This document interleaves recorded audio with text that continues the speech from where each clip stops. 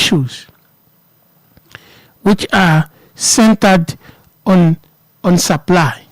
The first allegation is the refusal to supply on these MSMEs when they allege that stock is reportedly bought out or reserved for Rani Group before production takes place. And then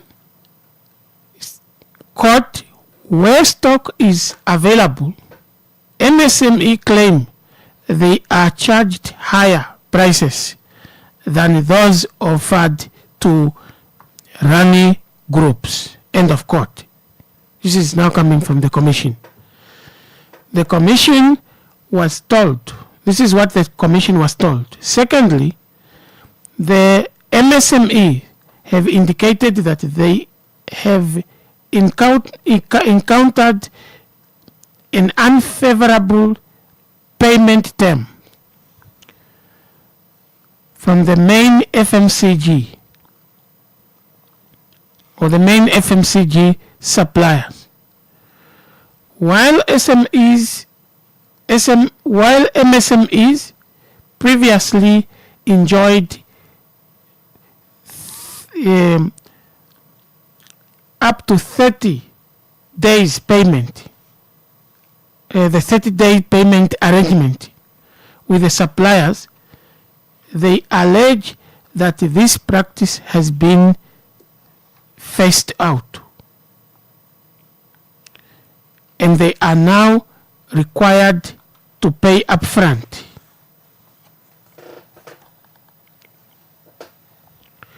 To make an upfront payment, stating that the new payment has created significant cash flow difficulties. They also state that they are excluded from discounts and rebates. The commission now says the MSMEs allege that due to the large volume purchased by Rani Group, suppliers provide discounts and rebates that are unavailable to smaller retailers, giving Rani Group a significant competitive advantage. End of quote. The commission furthermore stated that they are also experiencing predatory pricing. That is now an allegation from the smaller retailers. The complaints suggest that MSMEs are forced to purchase stock from Rani Group at wholesale level.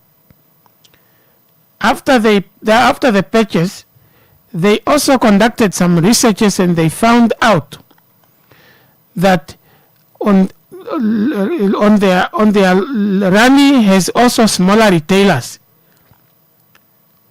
on their locations. And then these Rani retailers, because they are nearby, they make it difficult for local retailers to compete with their own suppliers or with their own supplier. Moreover, there is a closure and killer acquisition. This killer and closure and killer acquisition kind of,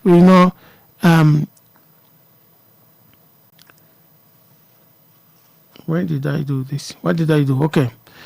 There is a trending way of acquiring business. You either sell it or they kill it. So this is what they say, closure and killer acquisition. MSMEs alleged that these practices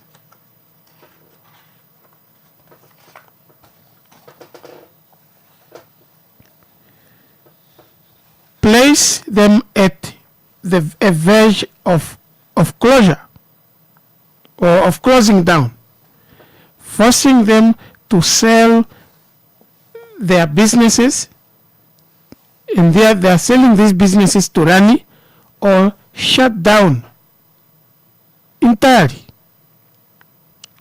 Now, Section 23 of the Competition Act prohibits agreements or practices that prevent or substantially lessen competition through price fix, market control, or applying to similar conditions to equivalent transactions. While Section 26 prohibits abuse of dominance, including imposing unfair trading conditions and limiting market access to apply to similar conditions to equivalent transactions. There has been an observed reduction in local mini market in local mini markets and buyouts for historical mini market, with many of them now occupied by Rani trading. Starting from the northern regions. That's the first story. So this story is alleging that Rani trading is engaged in unfair business conduct. And if you look at Rani, if what Rani is doing is true,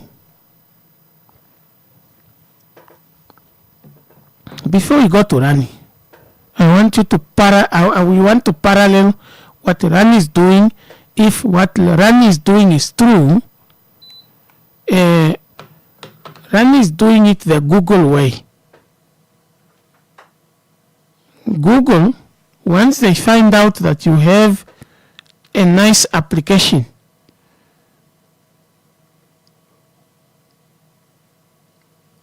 they will either want to buy it or you shut it down.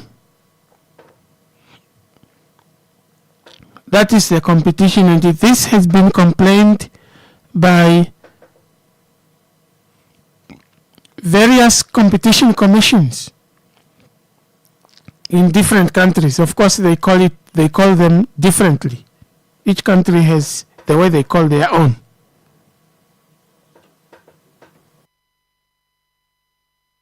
Google has been fined in Italy, in Britain, almost in everywhere in Europe because of their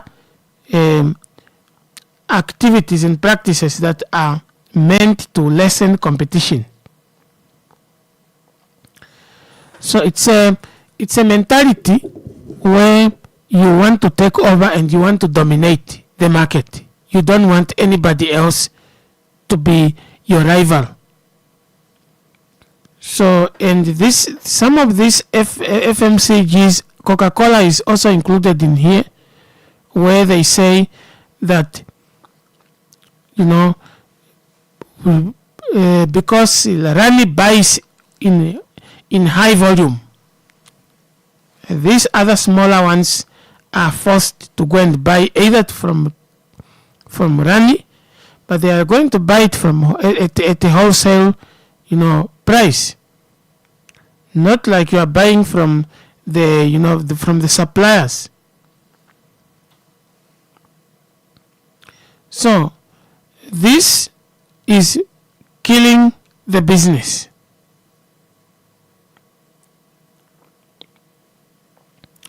This is killing the business.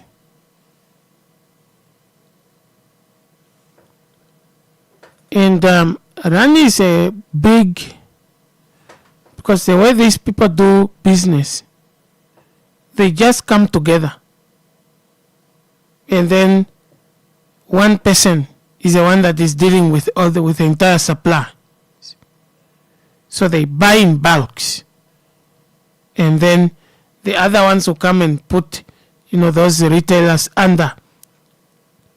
So they also now are running mini markets, which is a problem, because they are supposed to be if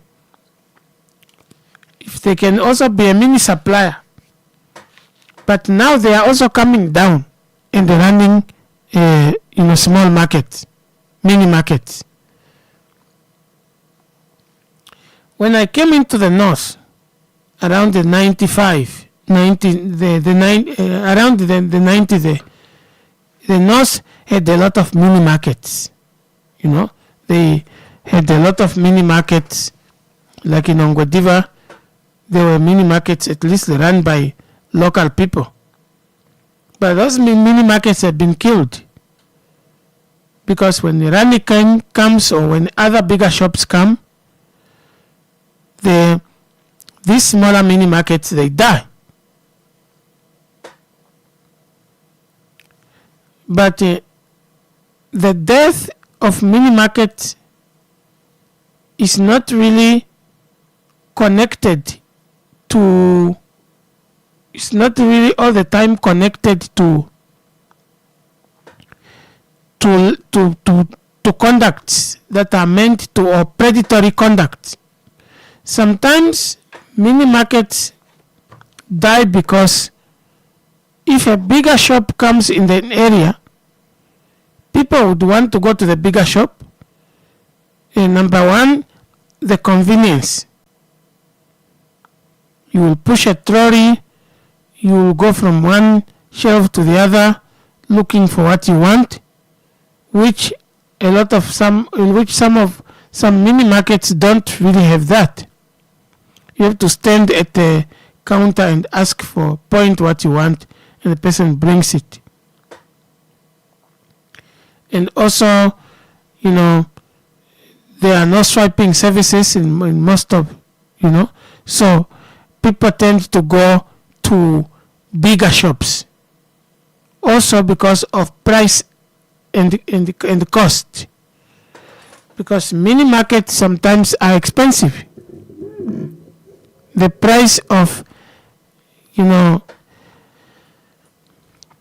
the price of an item is twice or thrice higher than in a bigger shop. So people will tend to go to the bigger shop and buy it there where it is cheaper. And another argument is to say that sometimes also the quality of the item or the product, because in a mini market it might have stayed longer and then it loses that quality. So people will tend to go to the bigger shop and they think that the bigger shop has better quality. That's what they think. But they are not always correct, because the bigger shop could also have lower quality stuff. Just also depends on how long the item has been in the shelves.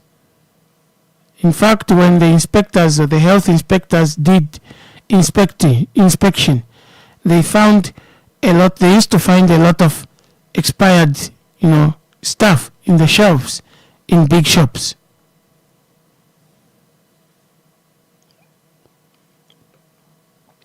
Whether the health inspectors are still do that or not, nobody really knows.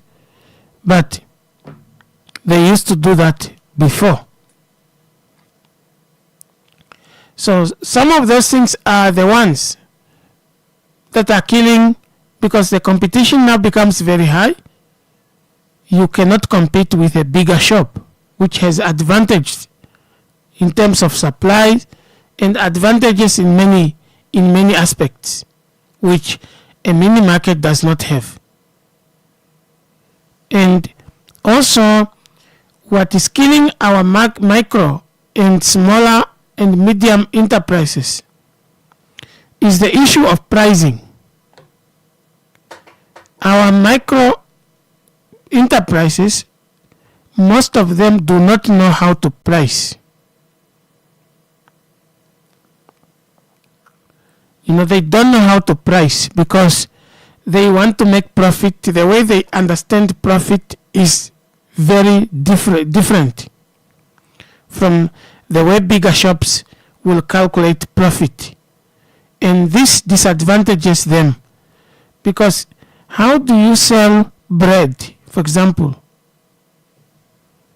twice higher than the price of bread at a bigger shop, which you don't get you don't get the ingredients maybe from South Africa. You didn't pay customs. So what did you pay apart from the transport of bread from this shop to there? So if you get into the village and you see the price of bread, you will be shocked. You will be shocked. And so, and then, SMEs, you want to say you are being killed.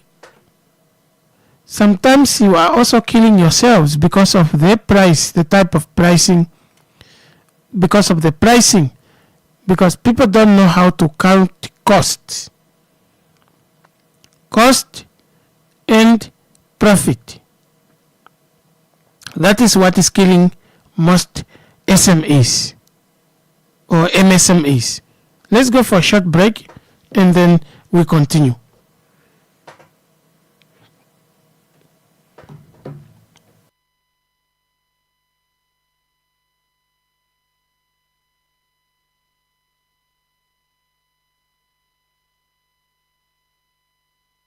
My friend, why do you seem so worried? Ace, I am planning an event for next weekend, and I don't know how to best get people to hear about it. Saima, don't worry about those small things. Contact Eagle FM today.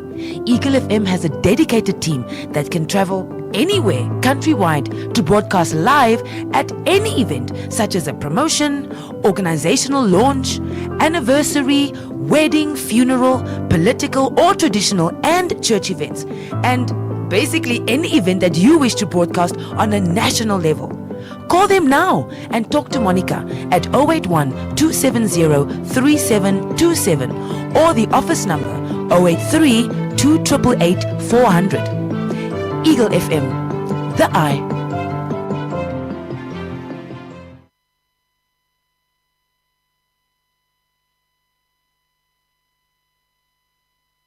My friend, why do you seem so worried?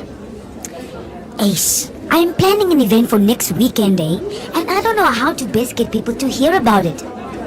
Saima, don't worry about those small things. Contact Eagle FM today. Eagle FM has a dedicated team that can travel anywhere countrywide to broadcast live at any event, such as a promotion, organizational launch, anniversary, wedding, funeral, political or traditional and church events, and basically any event that you wish to broadcast on a national level. Call them now and talk to Monica at 081 270 3727 or the office number 083 2888 400. Eagle FM, the eye.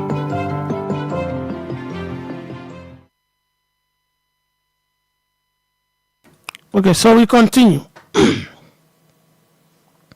So if we got the points that are raised here by the MSMEs, and if they are true, then Rani and other suppliers should be brought to order by the Competition Commission. But the Competition Commission also failed to curtail the pricing that was rising of pharmaceutical products during COVID-19. Hey, when it was, in 2020, when the lockdown started and people were buying, anything that has to do with cough, with flu, it became very expensive. Also because maybe pharmacies were afraid of running out of stock because it was going to be locked down and they were afraid that they might not get supplies. But there are a lot of things that can influence anti-competitive behaviors. But bigger shops and bigger companies that have money, they start to, and also look, whenever there's somebody with money, there is also a mistreatment. There is always a mistreatment towards the person that does not have money, the person that has less money. I'll give you an example of taxi drivers. Taxi drivers, the way they behave on the 25th, the 30th and the 20th, when most people are going to town. Taxi drivers behave as if they will never go to Katutura again, because they go with this trend of saying everyone is going to town. And even the way they will respond to you, they will respond to you in a rude way, because they think it is end of the month. Now it's Friday 20th. If you say Ochomise, the person can even insult you. So, but meet a taxi driver by the 7th or the 8th, the 9th, the 10th. He will even want to climb the pavement to come and get you when you are not going anywhere, because now he is the one looking for money. So there is a trend of, mistreatment of people with lesser money in the market. That trend is there because people get into the flow of money and they think they don't want to be disturbed. So if you go on the road on the 20th and you say Ochomise or Komasdal, the way the taxi driver will even look at you, they will frown. But meet them on the 15th, when things have slowed down, when nobody has gotten paid, when they are the ones looking for money, they will start to be humble. They will even use the church language. Sister, brother, where are you going? Can I take you? They become humble because now they are the ones that are looking for money. I guess that is how competition is. When the way, that's number one. Number two, the way taxi driver used to behave with Angolans. Because Angolans those days, or let me say the way Angolans used to behave. Our brothers from Angola, when they used to have US dollars, my goodness. You see taxi drivers and landlords, how they used to treat us. You want to pay deposit half, they will tell you no, deposit must be paid full, we want full deposit. How do you think like that? Who has 6,000 full? That person can give you 6,000 and the person must give you 12,000 on the go? Deposit must be full and must be paid immediately. some landlord, we don't know what expired brand of wine you guys used to drink. So, and the taxi driver will say, "Are you guys Angolans?" He says, "No, we are not Angolans." No, I only take Angolans. Say, huh? Really? You only take Angolans? Good luck, bro. Where are the Angolans now? You see, when it comes to market, you need to think that the market is not always there forever. It's maybe just a season that passes, and it does not mean that season is forever. But that is how people with less money are being treated. Are treated, just like these MSMEs are saying now that they used to have a 30-day payment arrangement to say, okay, we will supply you and then you pay us in 30 days. Now, because of Rani that is paying in that is bringing a full chunk like 200,000 or 300,000 in a go, these suppliers are now saying no, we want upfront. My friend, where do I get upfront? Where do I? There used to be a German shop, a German shop. I forgot where that shop was situated. It used to sell shoes. So, and I'm talking from experience. I'm not making this up, and I can stand for it. Because I was there. When a black guy walks in and you want to buy a shoe, they will tell you the shoe is 3,000. But when a white guy walks in, the shoe is 900. Now, 2,100 difference. That shop closed because little did the owner know that the white people are not the majority buyers. And this is what I was told by one white guy. And he said that my fellow whites do not think that they no longer have the money. And he, in fact, say if you are setting up a business in Namibia and South Africa, and your target is white people or white buyers, you will make a big loss because white people don't buy all the time. So in business, you need somebody that buys every time. That person must be able to buy every time.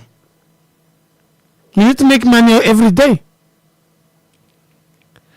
So that shop closed. And all white people that came to do business, and they are doing business, they are making money.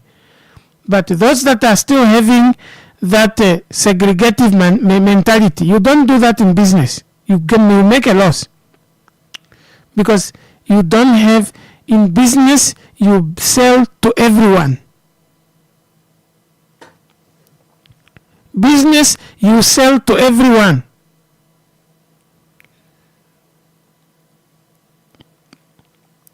You don't say black only or white only.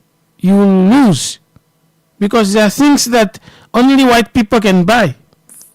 They eat those things, and there are things that only black people can buy, and you supply them and you make money. So that's why most of you are complaining to say, no, some fish we don't see them here in Namibia. Okay. For an Oshwamba person to go and buy shrimps or lobsters, you have a lobster shop in Havana. People will just look at it, will look at those things. They will not even buy.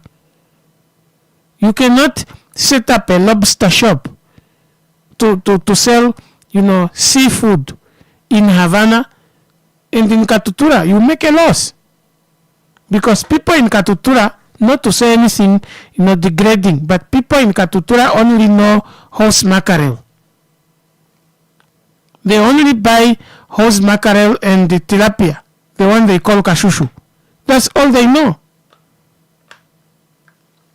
So that's all they know. So if you bring shrimps in Havana, you set up a shrimp shop in Havana, you are setting yourself up to fail. Because no one will buy that type of, seafood there. Nobody knows seafood or sushi there. You're selling sushi. We don't even know how to pronounce that, let alone eating it. We have never eaten it, and we'll never do that. Because it will just take one person to make a negative statement, and it is believed by everyone.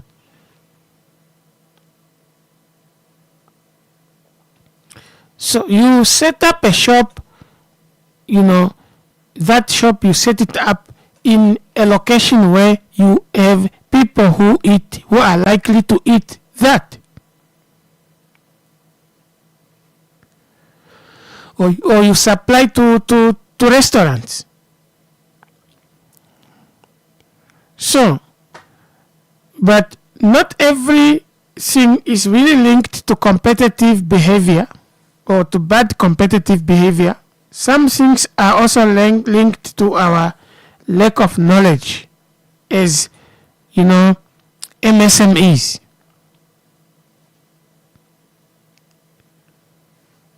As MSMEs, we make decisions. We make the business decisions that are detrimental to our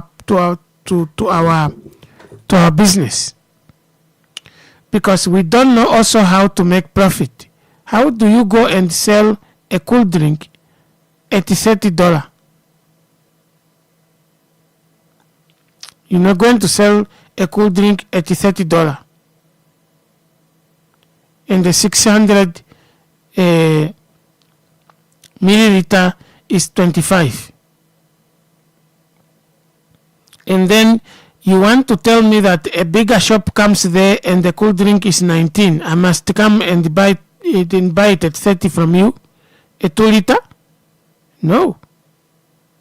You are the one that is not competitive enough. You are the one that is killing yourself. So that's why there is a do or die. That once once it is easy for you to succumb to a do or die in business, you also need to look at your pricing. You also need to look at your pricing. What is influencing your pricing? Why is your fat cake $3.50? Why is your fat cake $3.50? What ingredient did you use? And so forth, for you to arrive to $3.50. So, now, I also give you another example. When the road is built, when you have no road to the village, people with bigger cars, just to transport, just to say, please take this bread to my children at the village, you have to pay $40 apparently to take that bread to the village. Apparently, I put 40.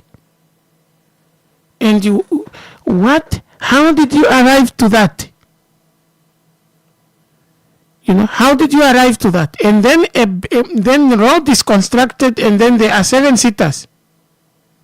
And then you want to complain that those 7-seaters are killing your market. No, it is customers that are going to them because they have a fair price. So sometimes look at your pricing and just know that you are yourselves destroyer. Because how did you arrive to making bread, 21 or 22?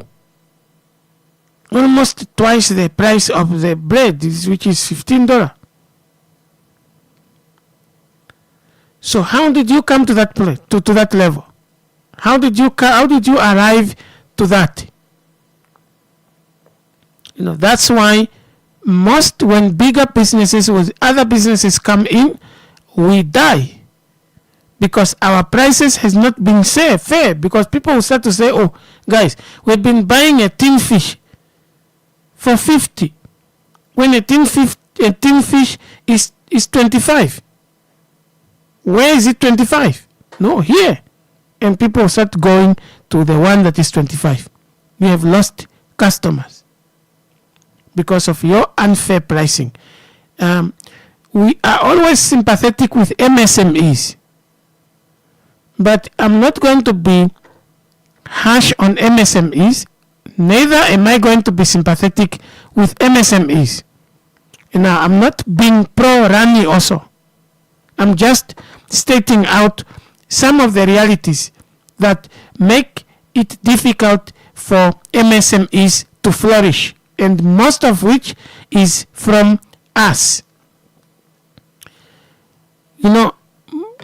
MSMEs, we don't know how to price. There was a time when the first time I attended Showground, that was in 2021, because we had our bus there, it's Eagle FM. So I went there. Now I was with my colleague, and we were standing in the line. We wanted fresh, we wanted chips. The one we call Varam chips. So we put our small change together. So let's buy at least Varam chips. We went to, there were 3-4 people that were selling. All of them $50 chips, $50. And then there was a white lady that was selling chips. So we come from the $50,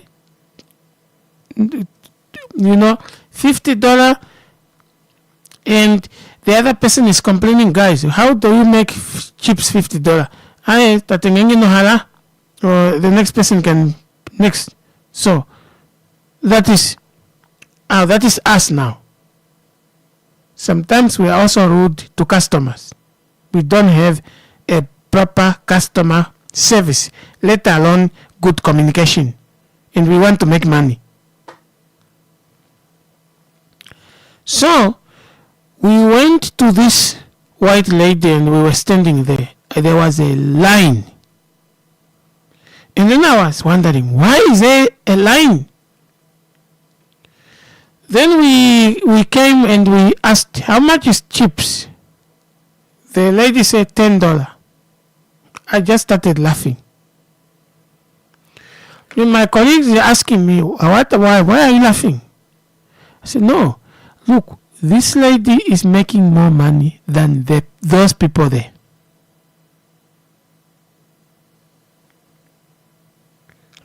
Because how did you arrive to make your own chips $50? How did you arrive to that?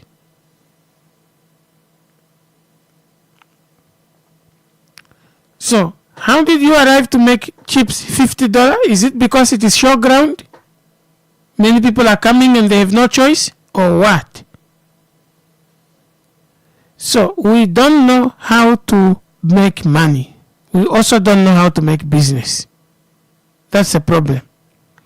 But also, we don't know how to balance the situation.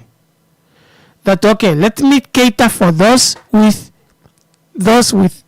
are paying upfront, and those that are paying, those who are paying,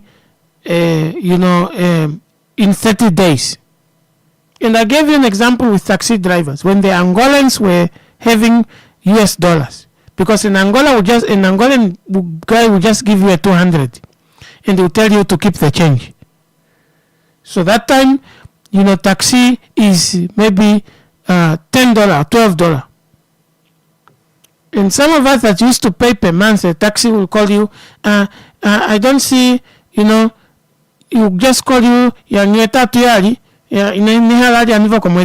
just want cash. said, oh. So when that season, it only took 3 months and the US dollar was removed from Angola.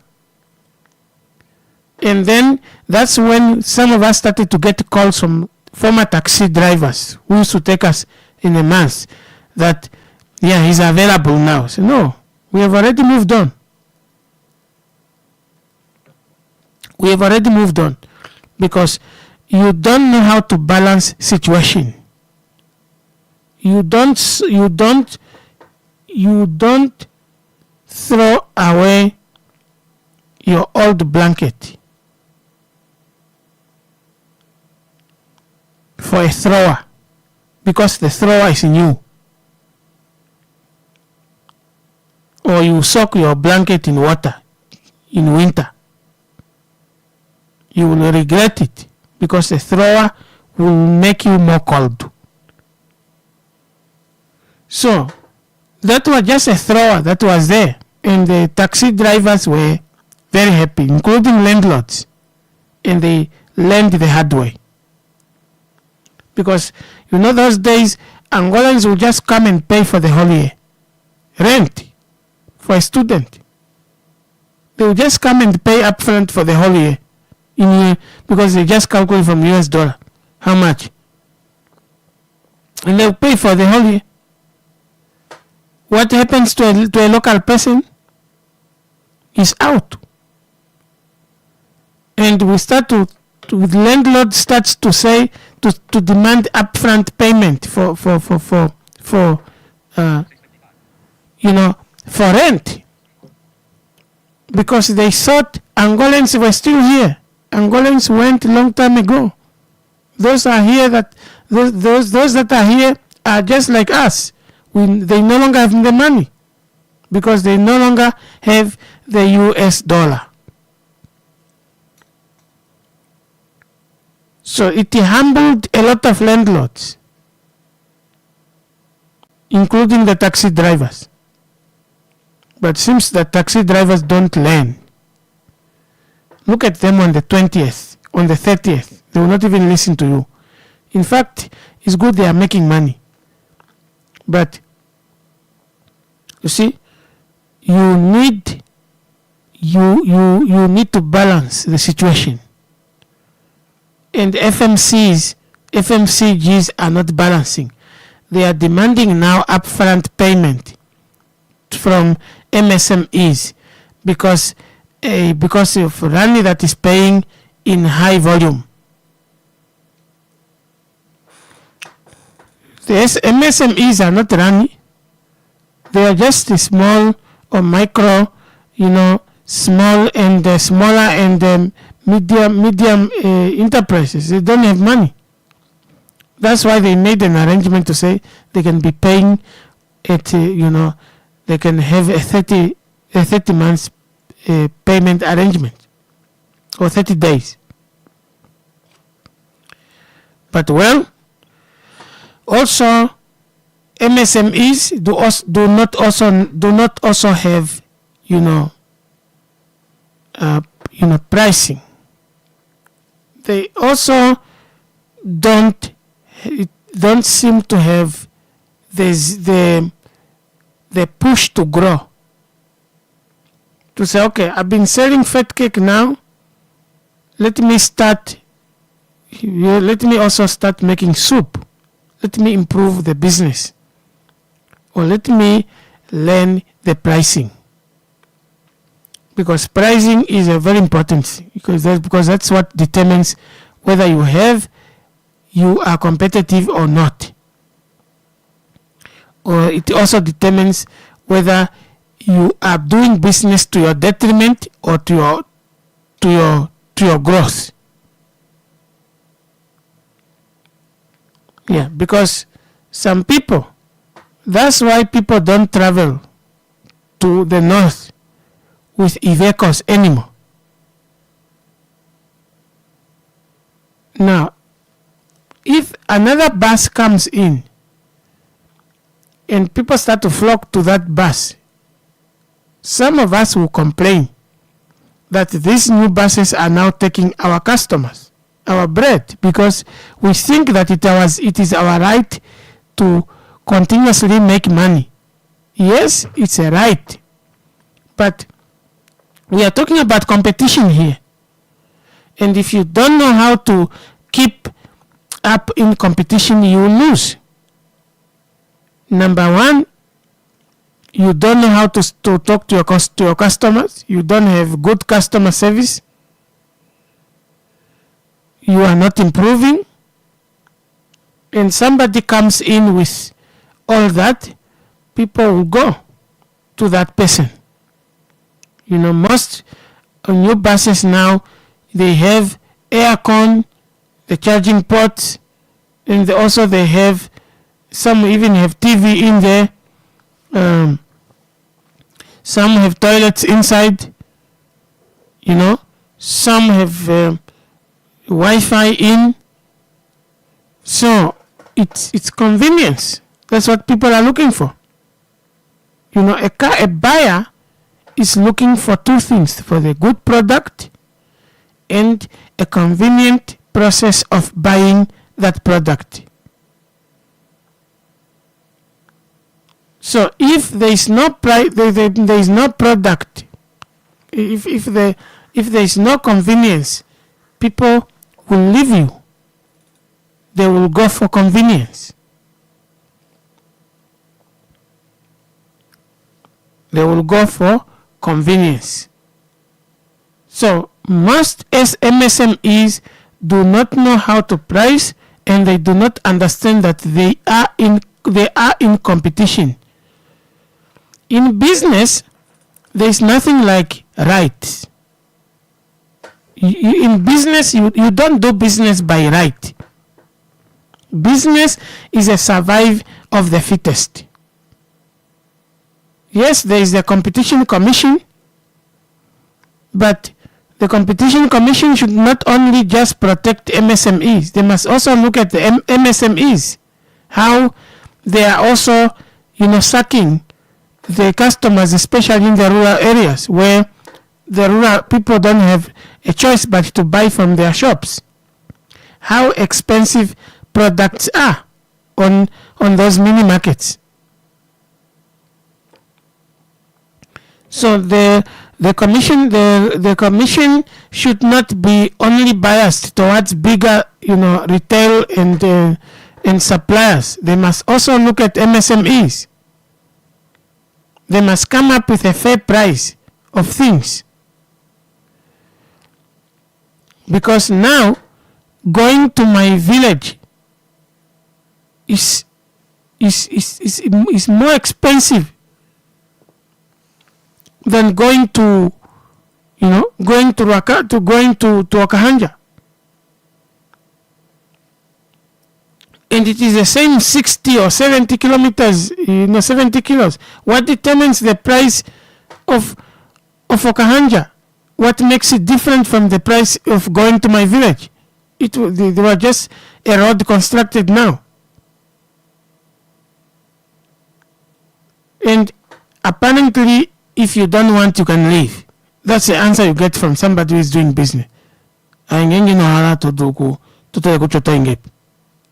So, that mentality is the reason why when somebody else comes with better things, we go.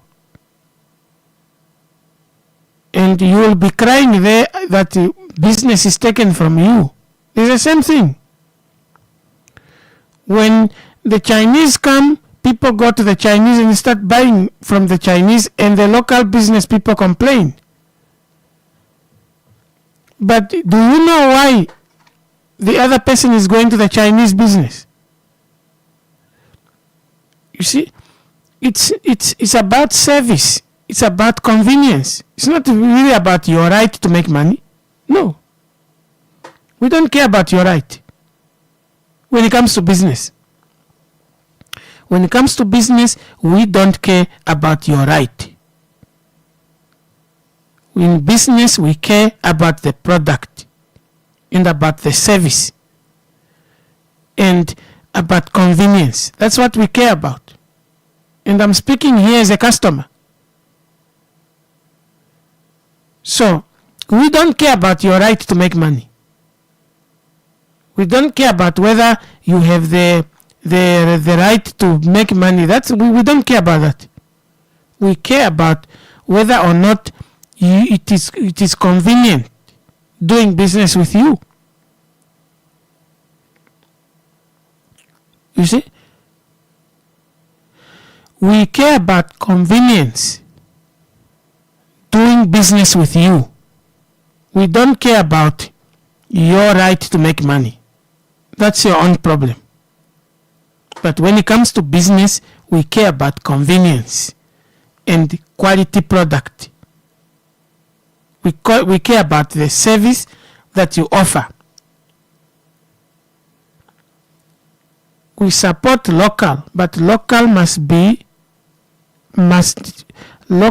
should not be supported to the detriment of a customer. You see, local businesses should not think that they have a right, they have a right to make money just because they are locals. No, this is a free market economy. It's a free market economy, and everyone that is able to establish business is able to establish business. This is the same thing I told one of my uncles, that you cannot go and fight the person because the person is selling cheaper beer cheaper beer than yours. You are the one that is not competitive. So whether that person is making profit or not, the people are buying from him because they realize you are expensive. You can't go and fight the person. So it's a free market economy. Everybody has the right to establish a business wherever. And buying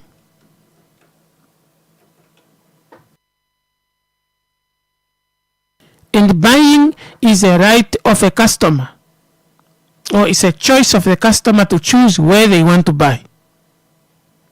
So if you want people to come to your shop, be attractive. There are MSMEs that are not attractive.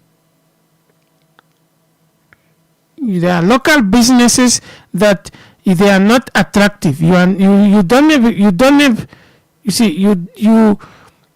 not convincing me to come to your shop. Why should I buy your cement?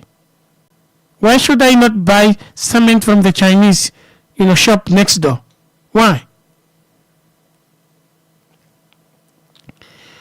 And if somebody else comes in and they said, look, we can transport your thing. If you buy, we can transport this.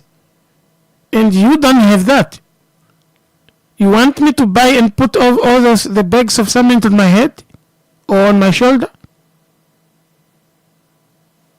Just because you have a right, because you are a local person, you are Namibian and must just come and buy?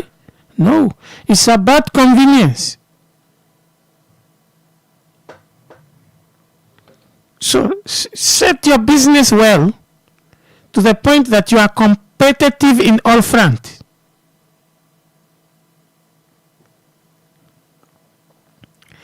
Be competitive at all fronts. And this is education that the commission, the competition commission should give to MSMEs.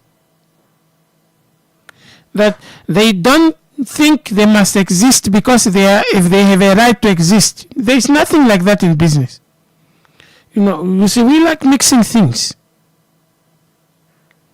We like to fit rights where they don't fit. Business is a ruthless jungle where it is a survive of the fittest. So if you are an antelope and all you think is my right to exist, then you are lunch already. Thinking that way will make you run, will turn you into lunch. Because a lion doesn't care about your right to exist.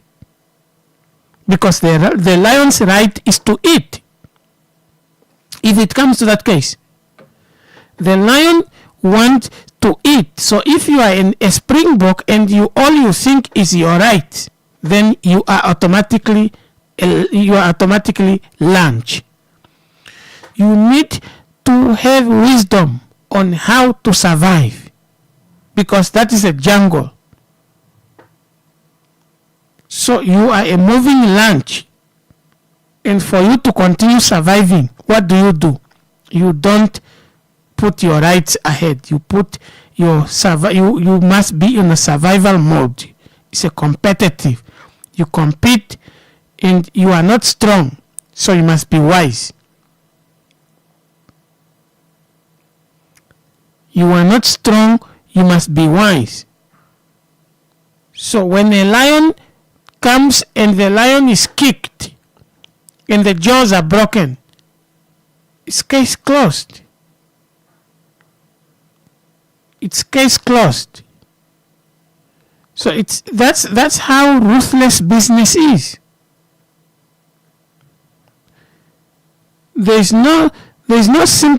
Nobody will sympathize with you in business. People are not there for solidarity. They are spending their money. And money, if we do not get it easily, so we can't just spend it like that, just because we want to support. No, you must be competitive. There must be convenience. I must be convinced, why should I spend my money in this? So that's how business is, and the MSMEs should know this.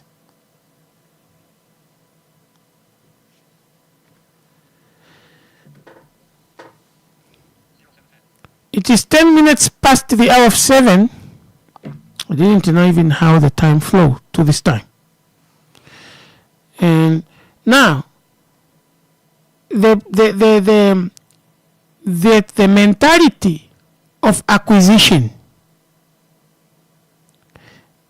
in as much as it is ruthless, that is the jungle of business. That in business, you only have one option. It's a do or die. There's nothing like neutrality. No, you are neither doing, you are not dying. No. If you are not doing, you are dying. That's how business is. If you are not doing, you are dying. And when I opened the restaurant at a place. I was paying, the place was not even up to, standard, but fine. I was trying, and I came to the point where I said, look, I am dying. I'm not doing anything here, because rent itself is expensive. It's taking almost 70% of what I make. So I decided, nope, I'm closing down. So I closed down.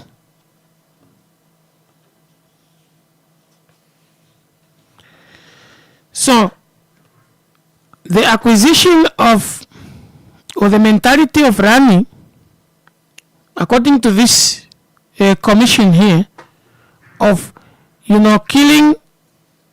Let me just get to the report here. Let me just get to the, I think it's the last page. Last page.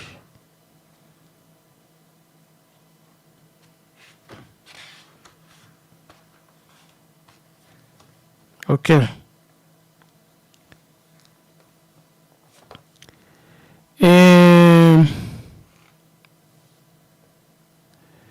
The local, okay, the local market buyout. Where is it? Where is it? Well, I'm trying to find it.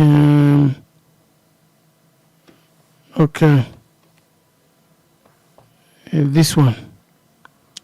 There have been observed a reduction in local market, buyout of historical mini markets, with many of them now occupied by Rani trading, starting from the northern regions. And it's a quick that kill. Where is that kill? That by the acquisition. I think it is here. Because I just want to quote so that you may not say I'm the one. I'm the one talking about it. You're busy accusing me of bigger things these days. I wish I had that money that you people are talking about that I have. I wish I had that money. Or maybe let me say I receive. Because some of you are saying I'm paid by IPC. The other time I'm paid by SWAPO. This time I'm paid by the Americans. This time I'm paid by the Russians. So I wish I had all that money. But anyway, I receive. Okay. Now, we spoke about how MSMEs are forced to purchase at high volume. And at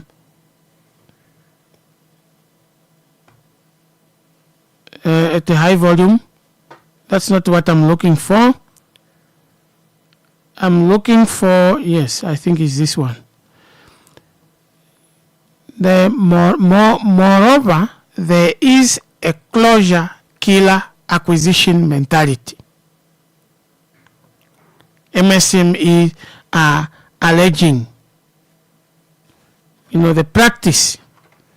This practice is that it places them at the verge of closure because they are forced to sell their businesses to Rani Group or shut down entirely. And then I've already talked about Section 23 and Section 26. Now, most of these mini markets, they are no longer bought out by local people. They are now bought out by Rani. And the northern region has been historically, business has been run by, mini markets. Mini market business is the first business that really flourished in the northern regions. And the people are suggesting that it's because of Rani that we don't have mini markets are shrinking in the northern regions. Well, that could be the reality, but we also need to look at it from the historical point of view because I like history. History always correct the present. Most people that started mini market businesses in the 70s, or late 60s, because many people started to have access. People worked in Oranjemund those days, and maybe some of them have access to there was massive diamond rot those days, and there was massive diamond rot that brought at least. And the good thing is that people from the north went back to the north and they built, shops. And at least employed people. And it was booming business in the 70s and 80s.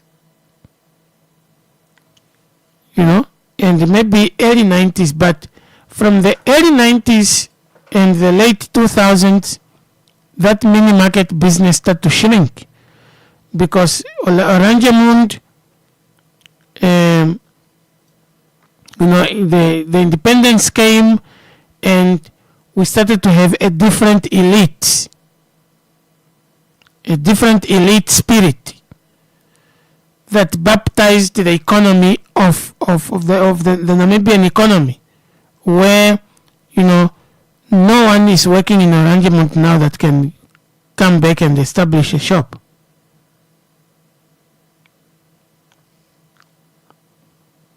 Because we came into a different economy. So what happened in the 70s, in the late 60s and the early 70s and 80s is now but just a history. People can just desire to go back to those days. No one now is working in, in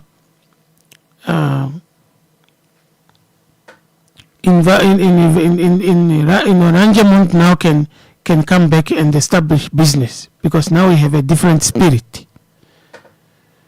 So, and when bigger shops came to the north, people closed down.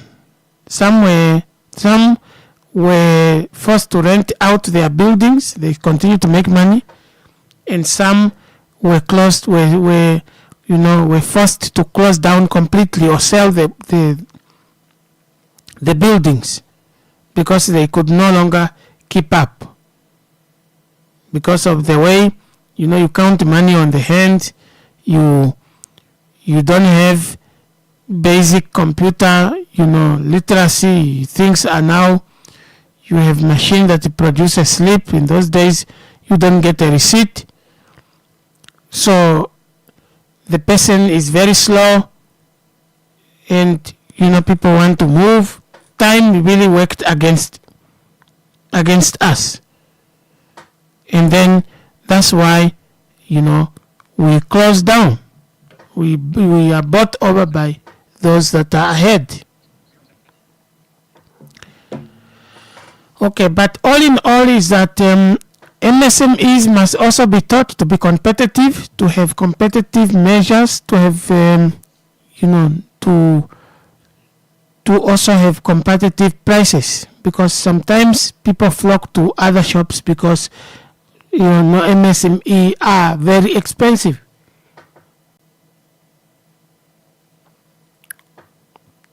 MSME are very expensive sometimes. Their prices are not competitive, and that's the fact. So somebody will not eat.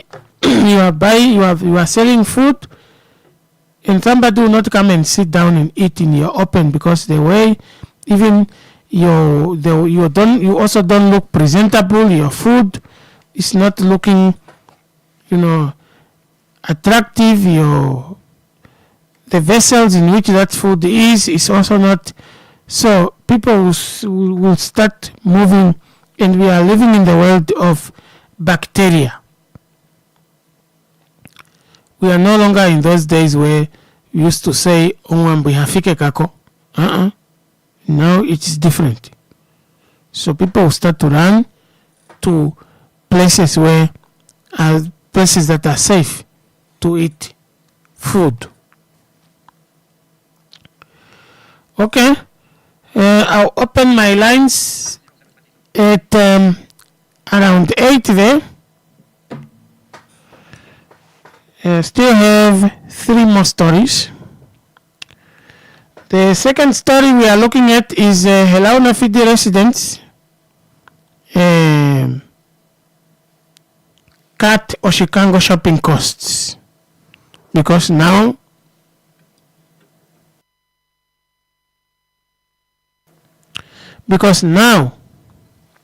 there is a Times Square complex. Residents of Helauna Fidi and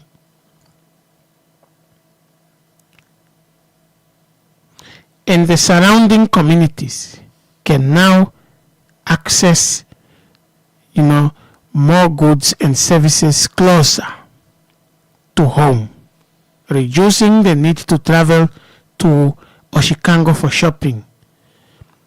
The new commercial development in the town is expected to lower the transport costs, creating business opportunities, and keeping more spending within the local economy. The Ohangwena Times Square complex, officially inaugurated by the President Netumbo on Saturday, has 45 shops and is intended to serve the residents of Helauna Fidi, Onuno, Omafo,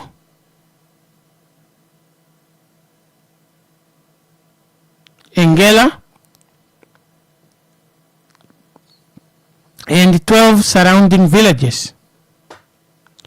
The development comes as Helauna Fidi seeks to recover its position as a center for trade following economic slowdown caused by the global recession and COVID-19 pandemic. The President Nandi Ndaitwa says that investment should go beyond. Investment should go beyond providing retail space and create opportunities for local producers. And then quote, my call is to move forward. I would like to see locally produced. Okay, so he's saying my call moving forward.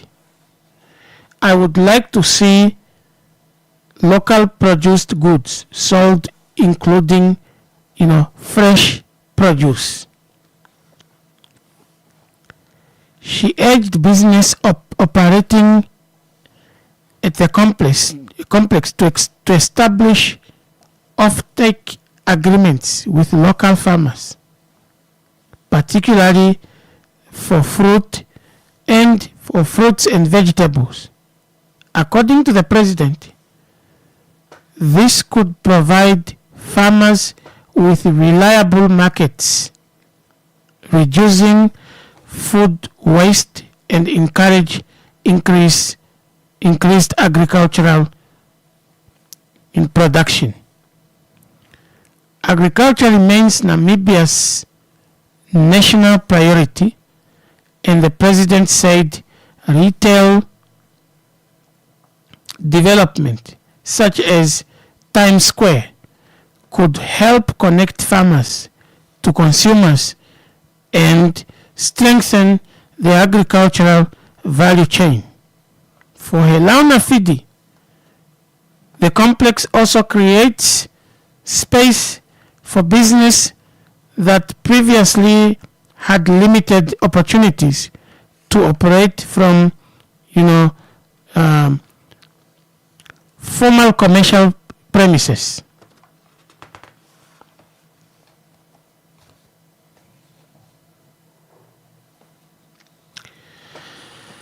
The complex is open in Helauna Fidi, so people from Engela, Omafo, Onuno, in the surrounding areas, I think even Ondobe,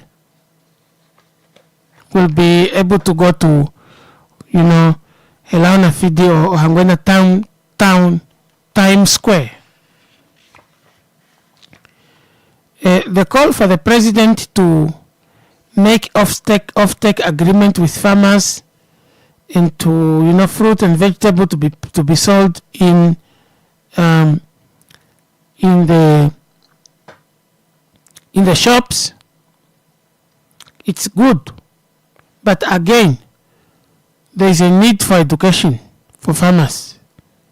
Farmers need to be educated that not every banana is fit to be sold commercially. Not every banana type have commercial value. There are types of bananas.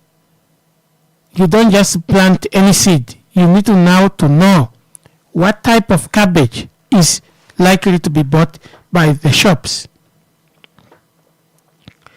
What type of tomato are we talking about? Even mangoes. What type of mangoes? Not every mango is, so they have choice. The potatoes also. What type of potatoes? That's when you need to align yourselves with agriculture information. The problem with farmers is that you want to farm blindly. You want to farm blindly and then expect people to buy from you because you have a right to sell. Most of us in Namibia that are doing business, we are not doing business because we want to make profit. We are doing business, it seems, because we have the right to do business. And I already told you that the right does not work in business. In business, you don't use the right. People come to buy what they want.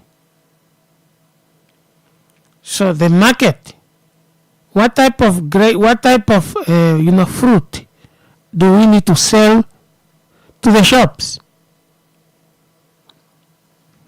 When you are talking about carrots, we need to have grades. It's grade what? What grade is it? So we need to have all this information. So if you are a farmer and you expect to produce, fresh vegetable that should be bought in the shop, you need to know what grade those, you need to know the value of what you are producing. We should go for a short break and then we'll come back.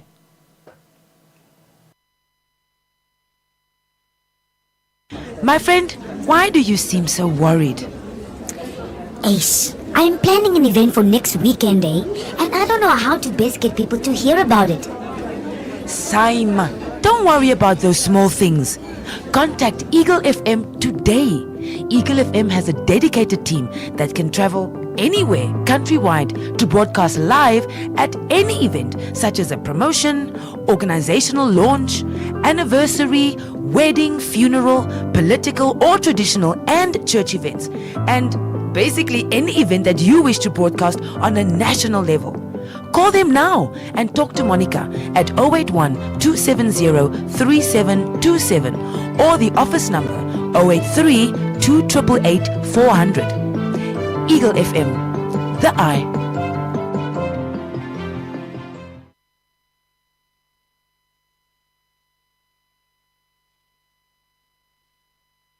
No matter where you are, if you have a mobile device, you can tune into Namibia's #1 talk radio station by downloading the Eagle FM app on the Google Play Store or on the Apple App Store. Download the Eagle FM app to tune into live Eagle FM programming or to listen to podcasts of previous broadcasts. Eagle FM, Namibia's #1 talk radio station.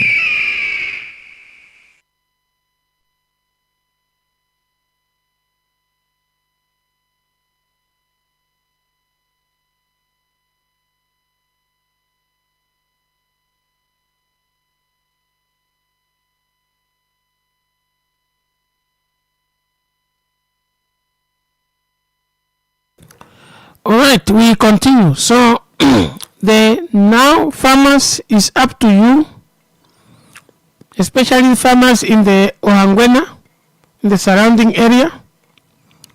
It's up to you to now know and find out from the shops what grades of fruit and vegetable that needs to be bought. When you are talking about spinach, what type of spinach is it? Can it be sold? What are the conditions?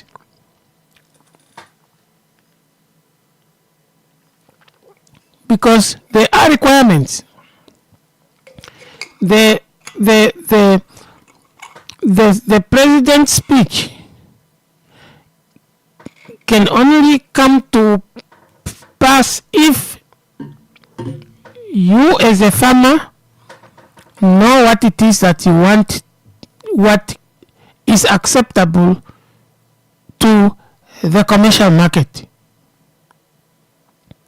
Otherwise, this can just be one of those statements, inaugural speeches or inaugural statement that might not really make impact. But there are agricultural bodies where you can approach, or which you can approach, to get information as to what grades of fresh produce that are required. See, otherwise we will have a problem with, because we will say the president said we must bring our things here to the shops, but your produce are not fresh. They're not looking fresh. That's number one. Number two, they are not, their gradings, no, they don't meet the standard. They don't meet the standard. And last Friday we were talking about, animal feed, for example. If your animals are eating plastics and boxes, you don't expect that animal to have quality meat compared to somebody whose animal is being fed properly, having supplement. Somebody's animal is being supplemented, is buying feed, is buying salts, is buying vaccines, is buying vitamins, is improving the quality of the animal, while your own animal is just eating whatever it can find. So you don't expect to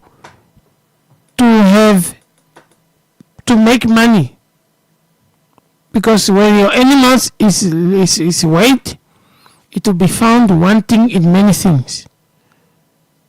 So it will be found with a lot of deficiencies and eventually being disqualified. No, this animal cannot be sold. And we want to also sell our animals higher, on a higher price. We say, why are the animals here down the line, the south of the red line, why are they having high prices as compared to our animals north of the red line? Because north of the red line, most of our animals are not fit for sale, because most of our animals are not supplemented, they are not vaccinated, they are not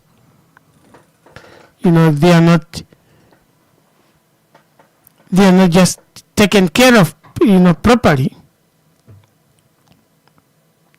In fact, some of our animals cannot even be sold, because some of our animals are mediums. They are spiritual mediums. They are family, networks, network towers. So they cannot be sold. But all in all is that we need to improve our farming techniques for us to be participant into the mainstream economy.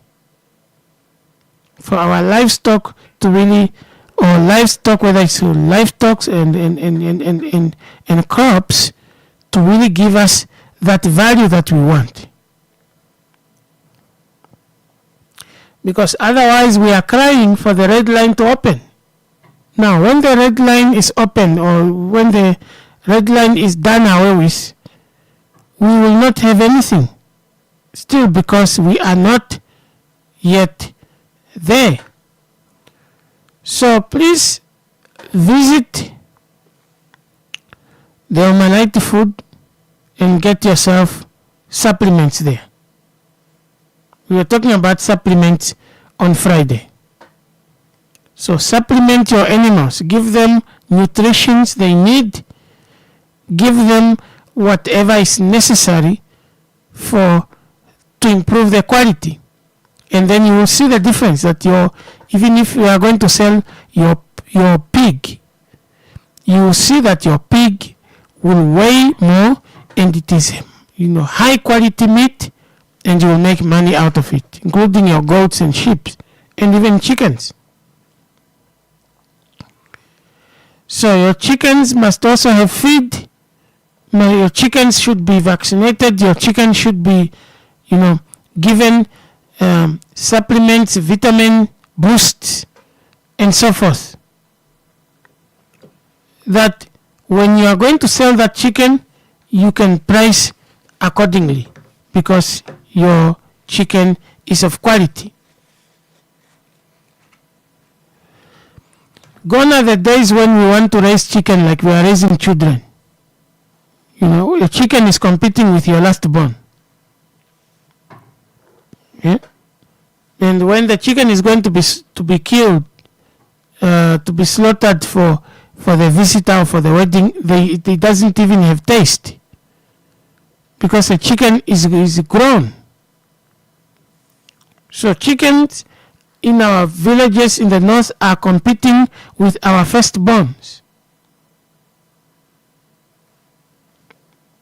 You are likely to get into the north and you find a chicken of 2015 or a chicken of 2020. You still find it there, to the point that it is no longer able to walk because it grows these I don't know how they call it, like they are, I don't know whether it's thorns or whatever, that they start to grow on at the feet. They start to develop on the feet. That is to show that chicken has overgrown. A chicken must only take 7 or 8 months, and then you slaughter it. You will get the meat, quality meat. But if a chicken is 8 years or 3 years, 4 years, that's no longer a chicken. So, and you want to take this chicken to the shop? No. So what the president has said must now be applied, where other stakeholders should come in, and Ministry of Agriculture should now say, okay, what the president said is true, but there is a standard which you should reach for you to be able to have your product sold in the shop. There is a standard that you need to reach to for you to have your product sold out at the shop. Otherwise,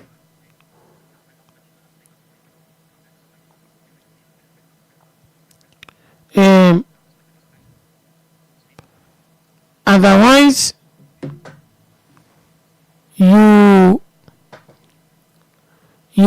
have lost out because you don't have quality, you have quantity,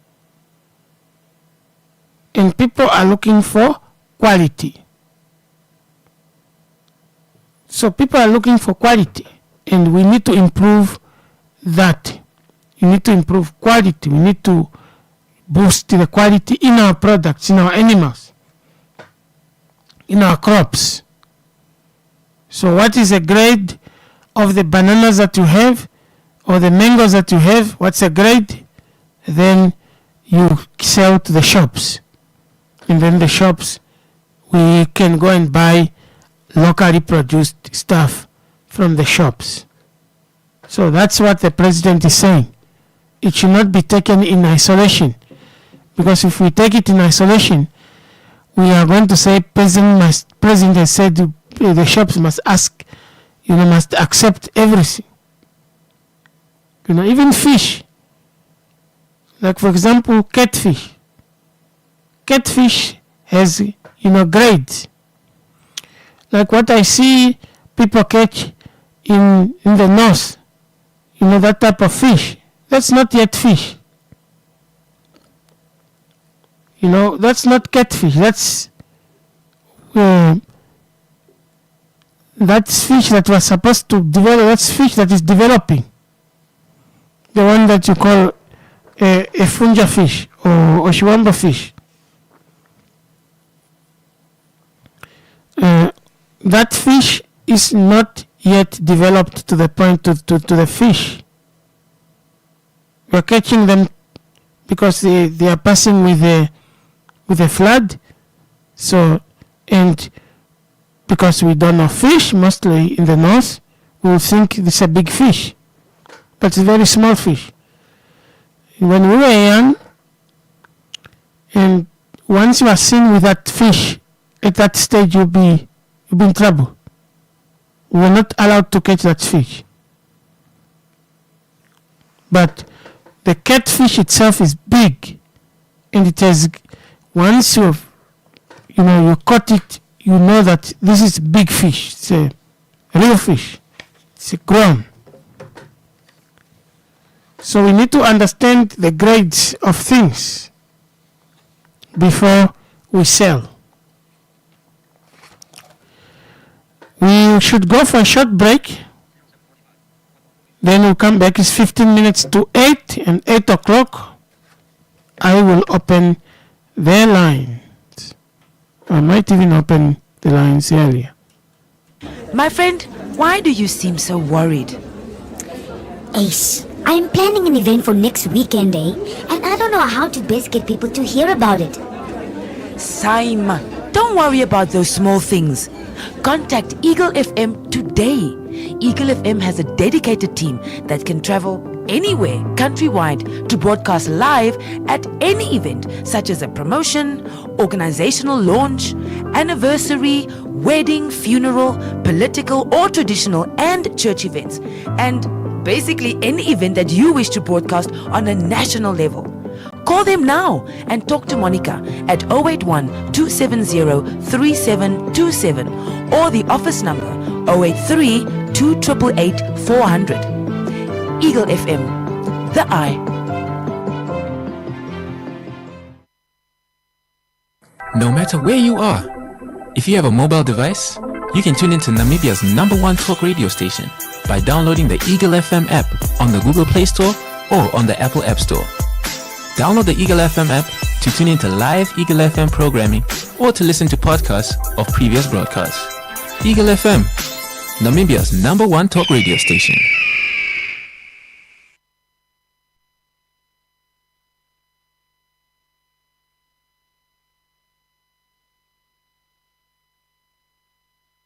My friend, why do you seem so worried?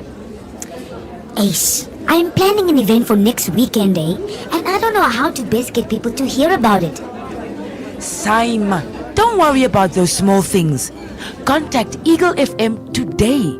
Eagle FM has a dedicated team that can travel anywhere countrywide to broadcast live at any event, such as a promotion, organizational launch, anniversary, wedding, funeral, political or traditional and church events, and basically any event that you wish to broadcast on a national level. Call them now and talk to Monica at 081 270 3727 or the office number 083 2888 400. Eagle FM, the eye.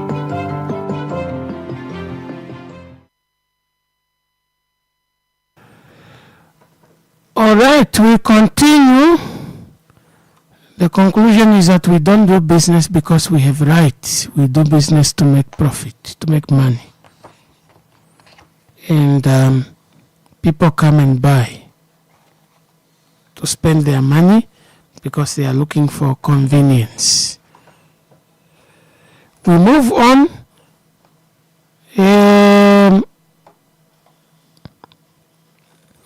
Sports Center opens economic and social opportunities. Sports Center opens economic and social opportunities. The new Helauna Fidi Sports Center is expected to give young people a safer way to spend their time while reducing the cost of the cost associated with football matches outside the town. The center was officially inaugurated by the President Netumbo Nandi Ndaitwah on Saturday.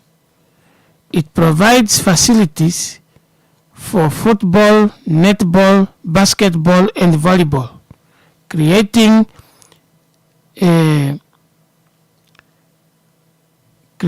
a venue for organized sports in Helauna Fidi.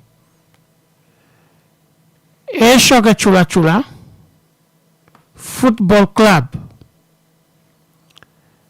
For Eshoge Chula Chula Football Club, the stadium means home matches can now be played in Helauna Fidi instead of at Oshakati Stadium. Management said traveling to Oshakati Stadium for home games placed a financial burden on the club through transport and other logistical expenses. Having a home venue will allow the club to keep home activities closer to its supporters and reduce traveling costs.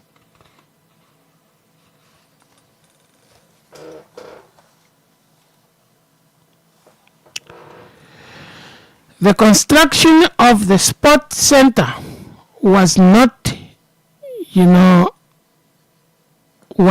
completed without difficulties. The management says that there were challenges on the way, but they acknowledge the contribution of the sponsors and other stakeholders who helped bring the project to completion. The people of China contributed 2.5 million towards the project. Beyond football, the center has been presented as part of the efforts to keep young people involved in constructive activities and away from crime, alcohol, and substance abuse. The President Nandi Ndaitwah says access to organized sports can influence how young people spend their time and interact with their communities. When young people have access to structured sports, positive mentors and safe facilities, we strengthen their physical and mental well-being. This is what the President is saying. We also reduce their vulnerability to alcohol and substance abuse, crime, and other activities that can destroy their future.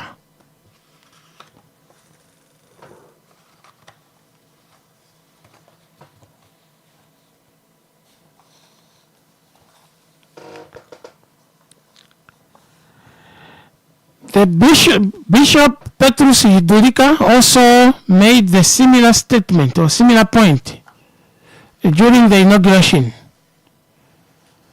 He also said, he also argued that young people are better off spending their time or free time participating in watching sports than drinking alcohol.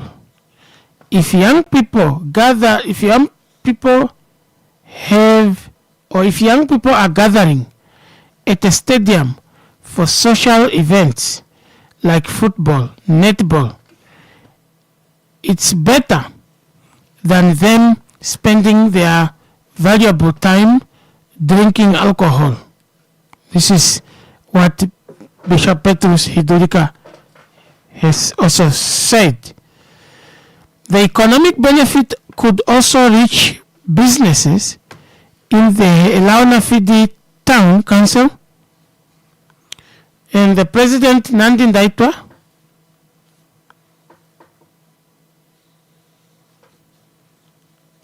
says sporting competition, training camps, cultural activities, and community gatherings could bring more economic activities to the town. A well-managed facility can host competition, training camps, meetings, cultural activities, and community gatherings. This is what the president says.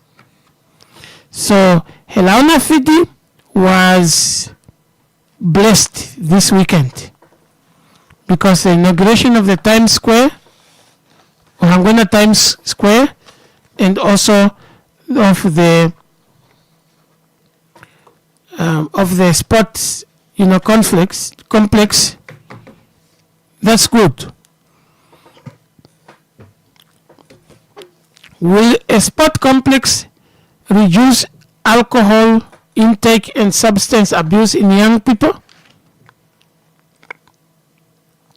Don't we have a sports complex here in Windhoek? And we still have young people abusing alcohol. We still have young people that, engaged into a lot of activities that can destroy their lives.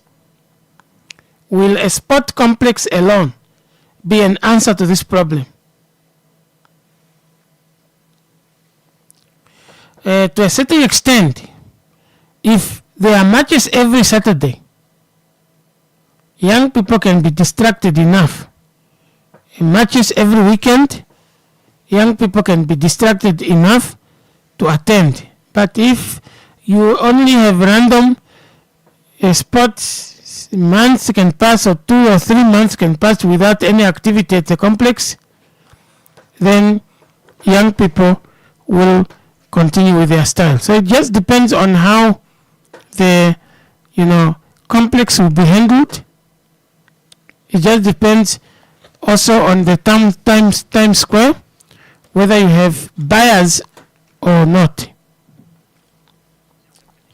But of course, teachers, nurses, and so forth who are teaching at those schools and those are working in clinics around, at least they can now go to Elauna Fidi Shopping Center to buy.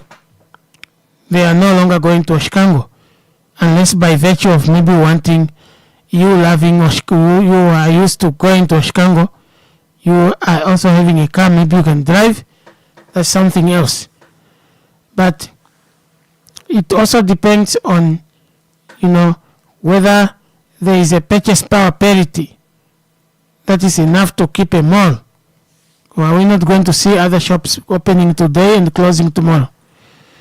With the young people sports, we hope that this will really work as the president is saying and the bishop there, that young people can be now kept far from, engaged in abusing substances that could destroy their lives.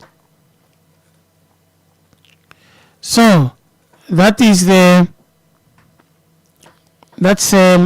are the stories. What do you have to say? 0832888401. That's the number in studio. If you want to be part of the conversation, we'll be going for a short break in minutes in the half time, and then beyond the short break, we'll be right back to continue where the lines will be open, and then you will come and air your views.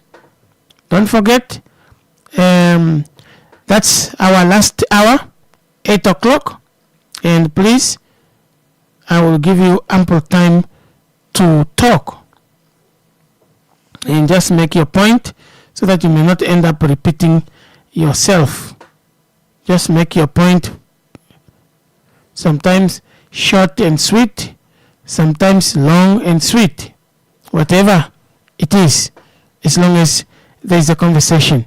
For a Shoka Chula Chula, that's good, because most Shoka Chula Chula supporters are around that area.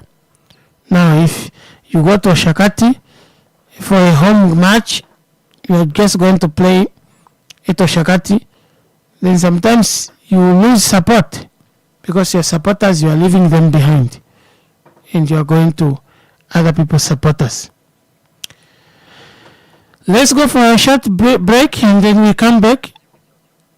It is 8 o'clock on the dot, 8 o'clock on the brink. We are on the second, we are on our last hour. My friend, why do you seem so worried? Ace, I'm planning an event for next weekend, and I don't know how to best get people to hear about it. Saima, don't worry about those small things. Contact Eagle FM today. Eagle FM has a dedicated team that can travel anywhere countrywide to broadcast live at any event, such as a promotion, organizational launch, anniversary, wedding, funeral, political or traditional and church events, and basically any event that you wish to broadcast on a national level. Call them now and talk to Monica at 081 270 3727 or the office number 083 2888 400. Eagle FM, the eye.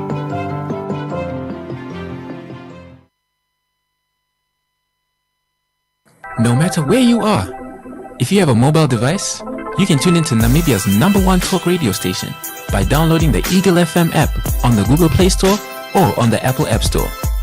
Download the Eagle FM app to tune into live Eagle FM programming or to listen to podcasts of previous broadcasts. Eagle FM, Namibia's #1 talk radio station.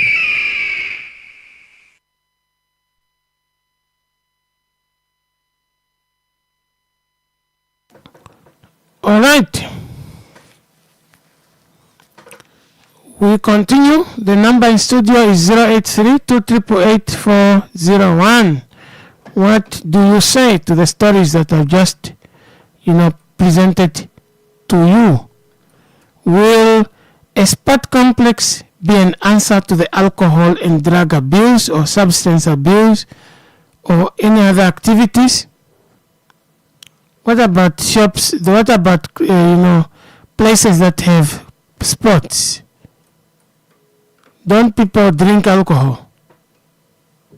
Or what do we have? What statistic do we have that, a sport complex will reduce? Of course, when now Hello Nafidi is able to host big events because now there is a stadium. Though it is not indicating now here that this stadium can have the capacity of how many people. But it's a big stadium.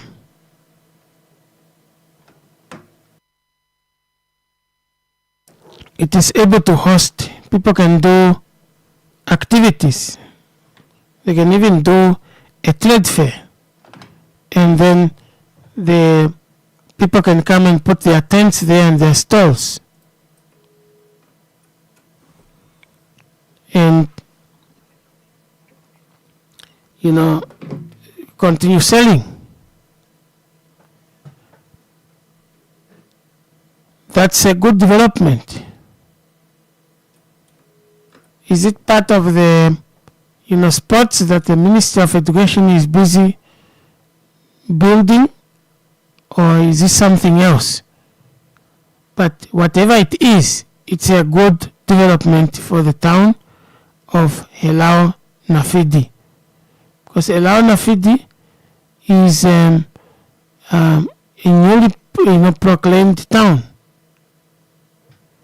It's a newly proclaimed town. So it's a developing town. It's a growing town.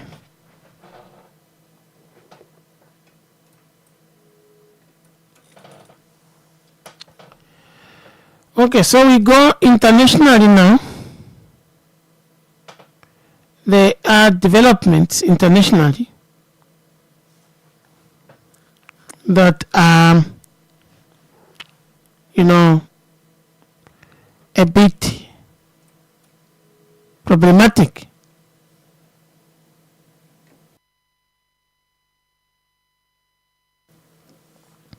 But the number in studio is 083-288-401. That's a number in studio. I started by 6, and now this is 8 o'clock. That's 2 hours already gone. I'm going to end at 9.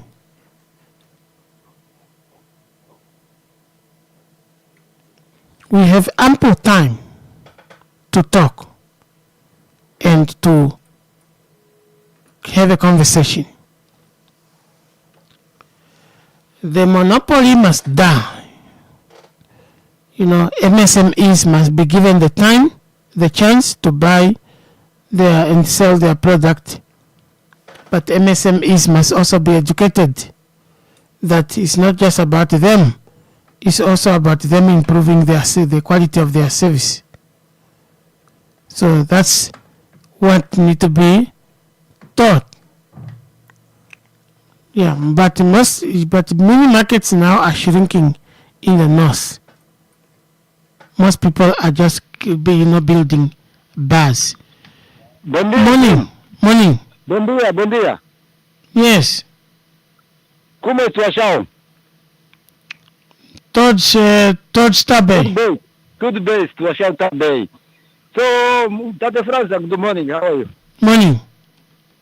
So, yes, I love the way you were hammering on the issue of what? On the issue of business dealing. So it's very true. I don't know, because maybe does it mean that our product? I know most of our indigenous product or food that we eat most of the time, especially the way they prepare the food in Katima. There you really enjoy the African food, even the fish. Even the this spinach, this the umbidi that you eat too much there, and the porridge you eat. So they don't really. I've not seen things like a dingu. A dingu is you just dry the meat from the ox that and that's a small piece of a dingu at the showground or whenever, maybe trade fair somewhere there. You know how much it is? That's a piece. A small one, and you have got 3 children. And your wife is beside you, and your katekulu. And that's a piece. Now, it's true, the quality perhaps is there, the quantity is not there. How you price your products and your services matter also, because this is a competition. And the competition, we are not advocating for the imperfect competition in the economy. No, those ones, they have to be regulated. The law must be there. The regulation must be there to regulate the conduct and behavior of those business who want to really price. And then at the end of the day, you destroy the market. People will be complaining. They will say, no, now why all these kind of things? And sometimes we know each other. People have created this relationship.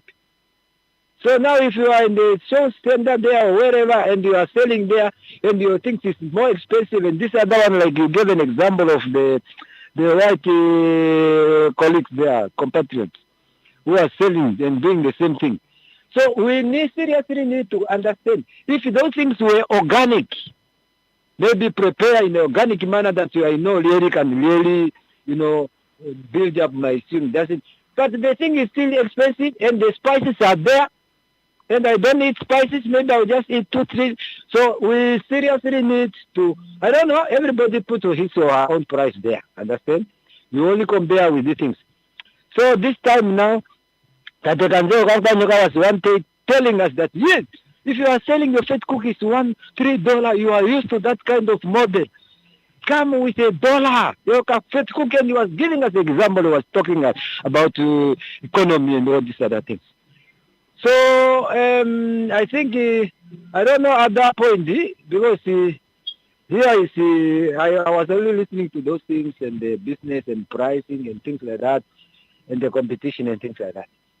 So maybe there were some other topic because sometimes I'm sure you have already gone to the second or third point.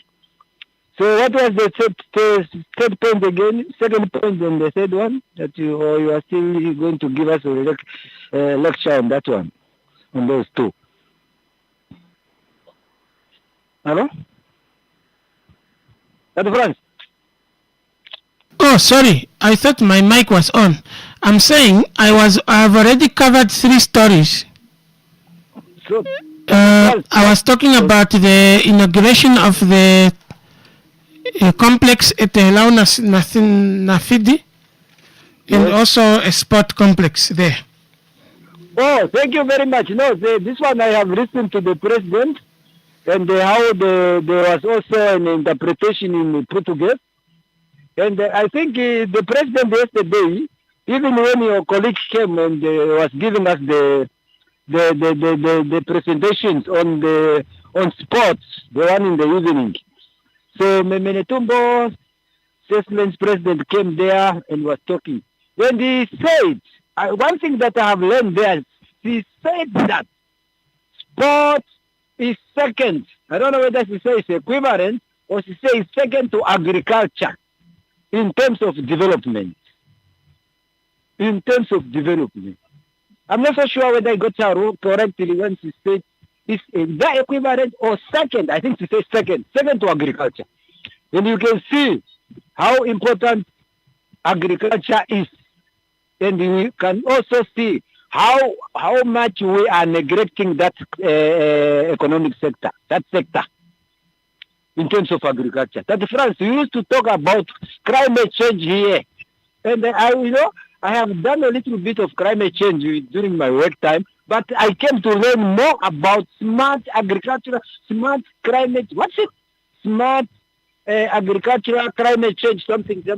Mitigate those methods of mitigation to deal with climate change.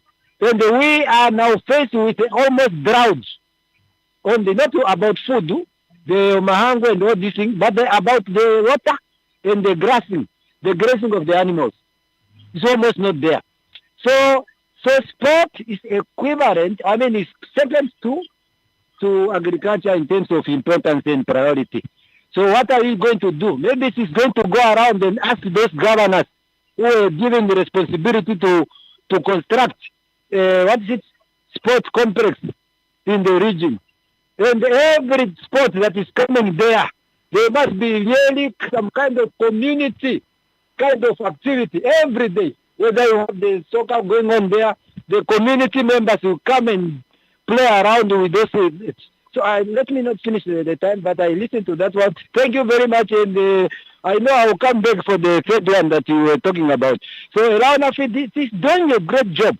From Ongodiva, she went to those things. I believe they were also done yesterday, but I did not listen to those ones. But I listened to the presentation on the when she was now hammering on sports. Oh, that means it was during the sport complex that you are talking about. So we thank God for those political leadership.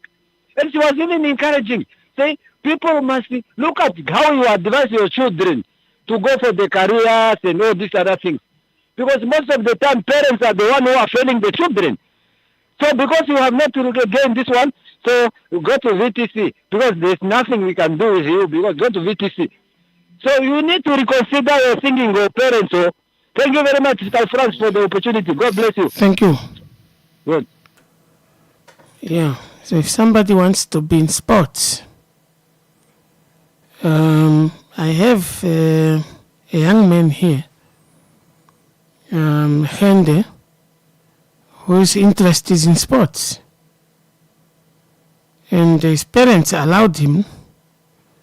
He understands sports better. He has a master's degree in that.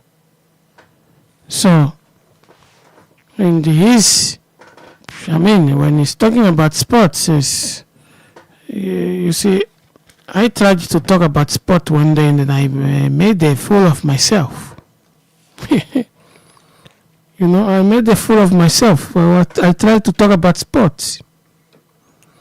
I realize I don't know anything about sports. But there are people that know. Yes, morning. Hey, Dr. Franz. Oh, please hold on. Need some help with the groceries this month? Then USave has the competition that is just for you. Every Friday between 1 and 2 p.m., Eagle FM will be giving away a $500 USave voucher. To stand a chance of winning the $500 USave voucher, all you have to do is follow Eagle FM Namibia on Facebook, X, and Instagram and be on the lookout for the weekly competition question. USave, where good food costs less. Yes, good morning, sir. Yes, Dr. Franz. Sorry, we had to go for a short break. No, it's needed. Yes. Kapana. Morning. The thing is, when we talk of the market and market competition, then we have to make reference to running. Yeah, but we need to understand from this angle, which sometimes too far away, blaming, shifting blame to the person who has nothing to do with the whole problem. When you look at it, the market itself, and from public policy analysis, you will understand that market has only like two forces, so demand and supply, and the ultimate place to be won there is monopoly and profit. Now, we have been told in these public policies to say, look, the market cannot correct itself. You understand? That demand and supply alone cannot correct itself. So, therefore, you need the government there as a regulator to correct the market, to intervene in the market and correct the market. But you have been always told that. But the problem is when the government intervenes to correct the market and cause the market failure again. Instead of correcting the market, their intervention cause more, failure than what people want. Here I'm saying the Competition Commission of Namibia, it's a referee. It's a referee. Refereeing what? Refereeing what is already been there, the law which is there. It's like FIFA and the referee. So you cannot blame Rani for what they are doing, because for them it's all about supply and making profit, and monopoly to monopolize. That is the true value of the market.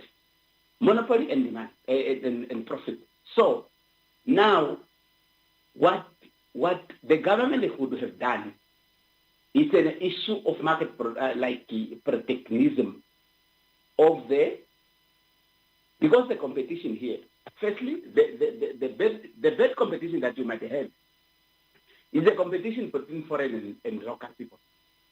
That is where the government now needed to invoke a protectionism mechanism to protect what? the infant industry, the local people who were there. And that's why you see that even the people, the leaders who were there at the time, those who people said they were not educated, they protect that market, local market in the what?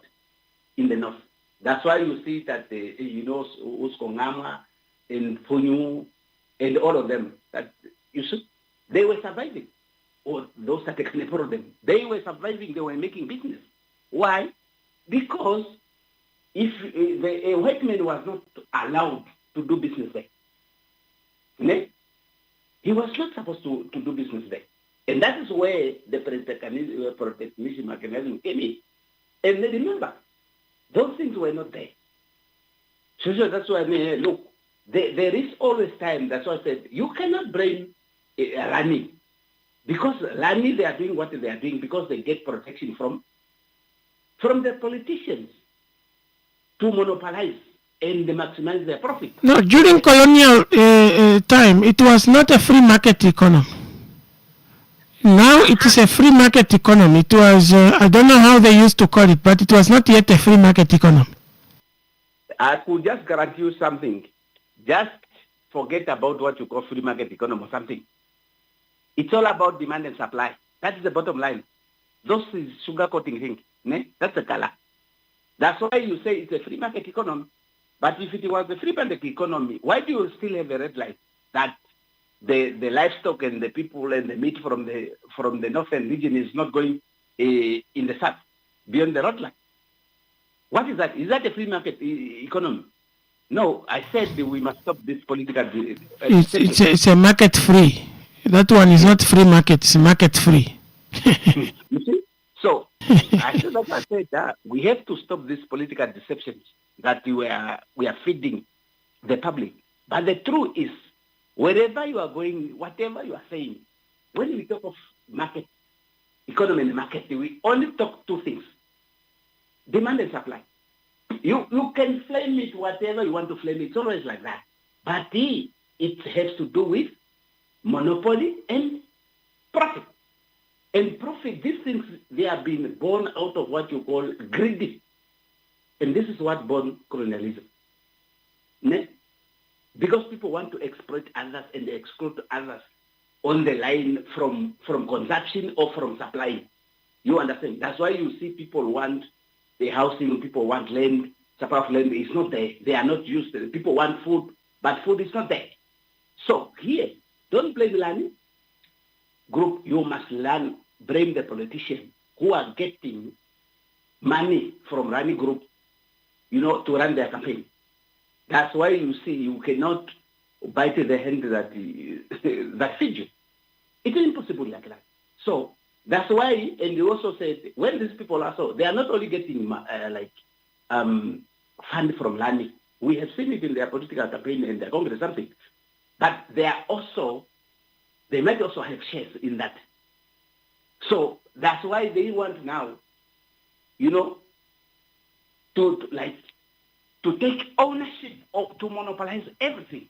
It must be channeled with them. But if the government could be a very, a human government, you will understand that they could have protected the local economy there, the local business people there on the ground. Not necessarily simply because whether they are what, you want to protect them. You see, that's why you see the Chicos and the Kamba, they are going to suffer the same consequence because they politicize the business. And the politics, they all want the person with the money. They must always give tenders and,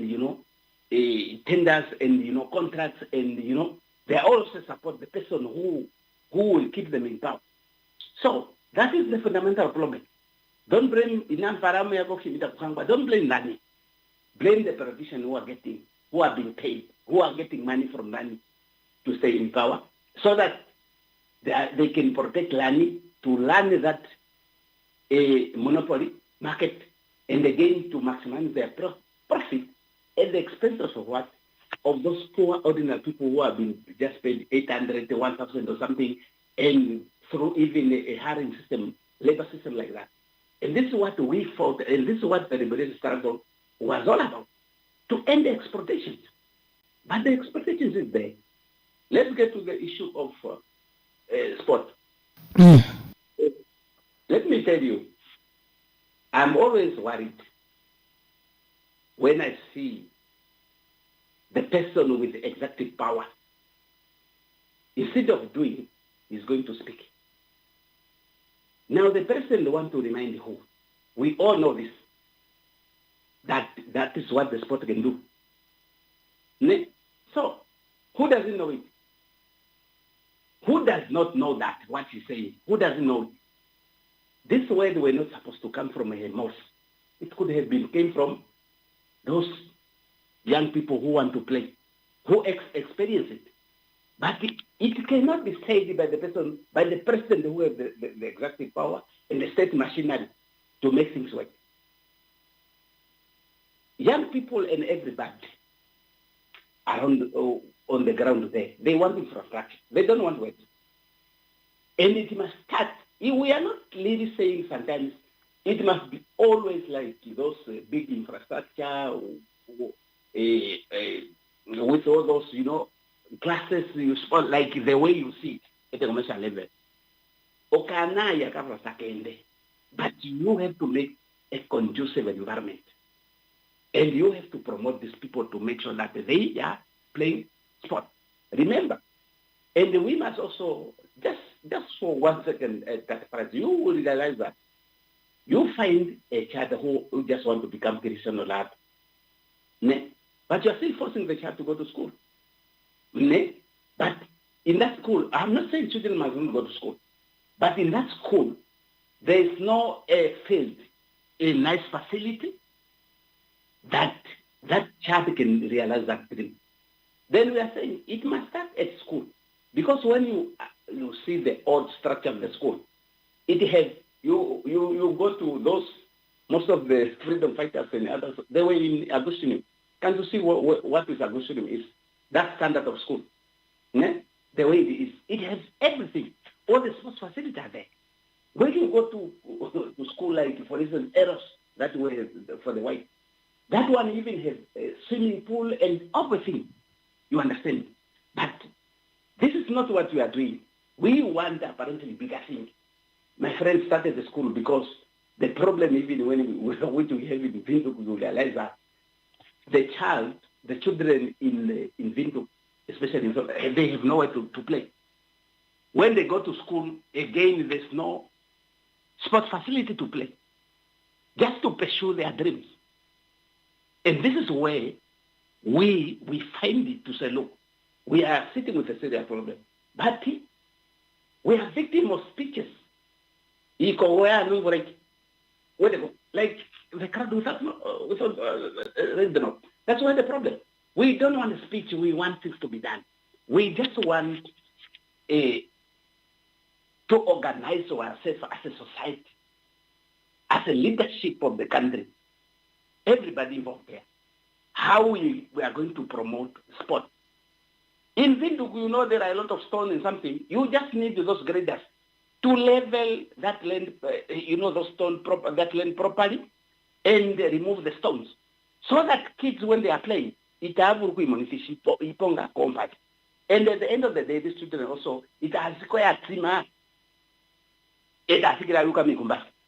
is a challenge that we have in Windhoek.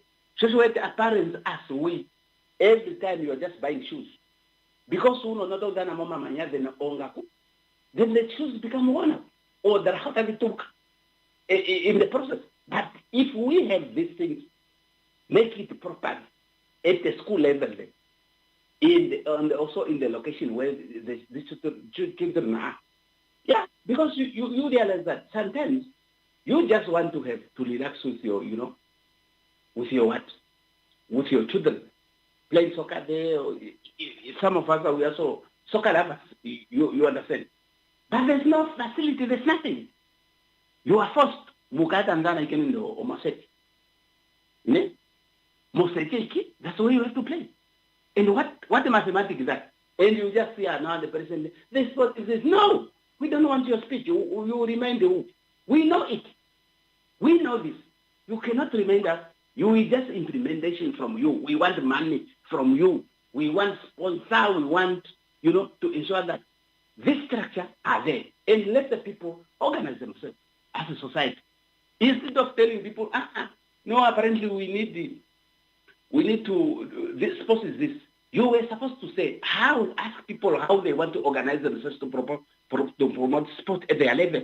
And what do they need? In terms of land, in terms of financial support and something.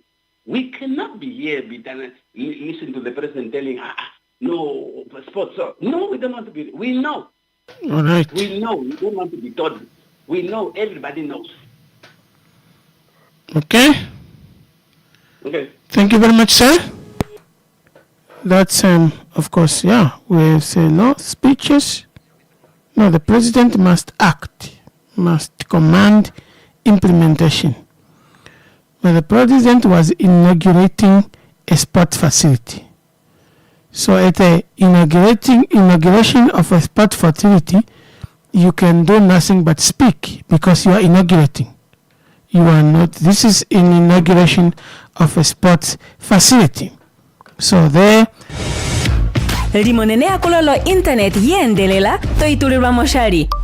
Ove tokupithana tango shimaliwa shifike $1 Namibia omaveli avali $500. Okuja mefiku lyatetela Aguste fye momafiku 30 Septemba. Itokapula ofuta oshimaliwa shonumba okutulirwa mweyakulolo engenge owelishangifa kontrakta keshe yo Pirates Fiber ile Skyfi. Ototulirwa mweyakulo lipelo internet. Kupifa fye $1 Namibia omaveli avali $500. Omeumbo ilo mongeshefa eyakulo olinongushu. Talela po pirates.africa/Namibia. Nde tolishangifanena. Always prepared. Pirates.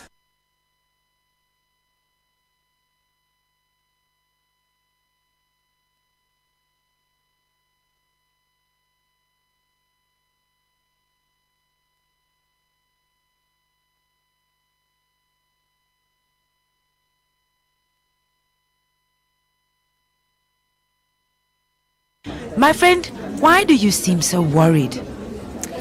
Ace, I'm planning an event for next weekend, and I don't know how to best get people to hear about it. Saima, don't worry about those small things. Contact Eagle FM today.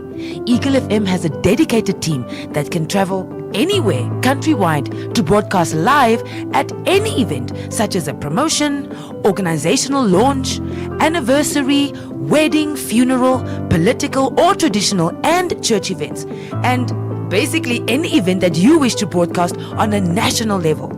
Call them now and talk to Monica at 081-270-3727 or the office number 083-288-400. Eagle FM, the eye.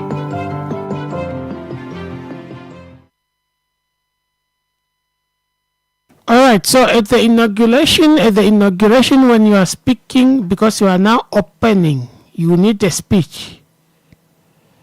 Yeah, but all in all, to say the president must command implementation of plans, must demand, not speak. People don't need speech. People need morning. Morning, at France, once more again. Just a minute. So there's something that I forgot that you keep on mentioning about free market. There was no free market here. There was nothing free here because of the apartheid system of segregation. The schools were not free for everybody. Movement of moving was not there. Free movement. Freedom of expression wasn't there. And above all, do you know the meaning of learning? I just came to learn it recently when they were talking about the history and culture of India. I don't know. Okay. So these are the people who have actually organized themselves within the family, within the community, within everywhere. It's not that they protected here. Maybe they are giving some kind of preferences, which is not given to everyone that is here. I don't know that. I'm just I asking a cannot question. talk on that one. So because you are right when they say it's a free market economy. Even in the free market economy, I just mentioned that yes, there must be regulations. The rules of laws has to be there. And that's why they are there.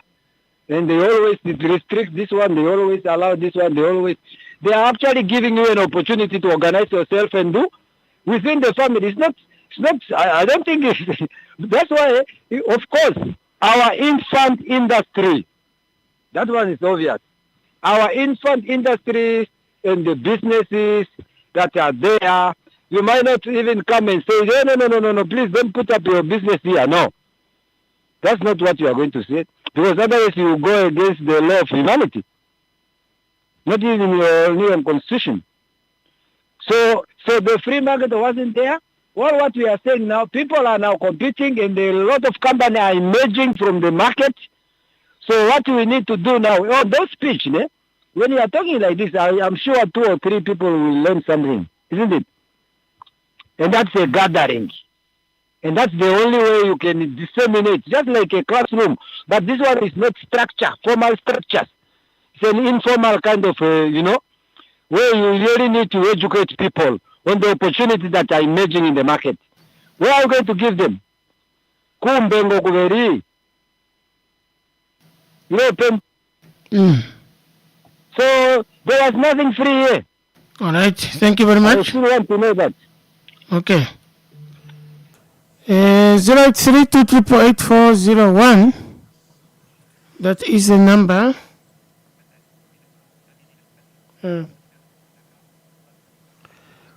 That is the number. If you want to be part of the conversation. I'm still here.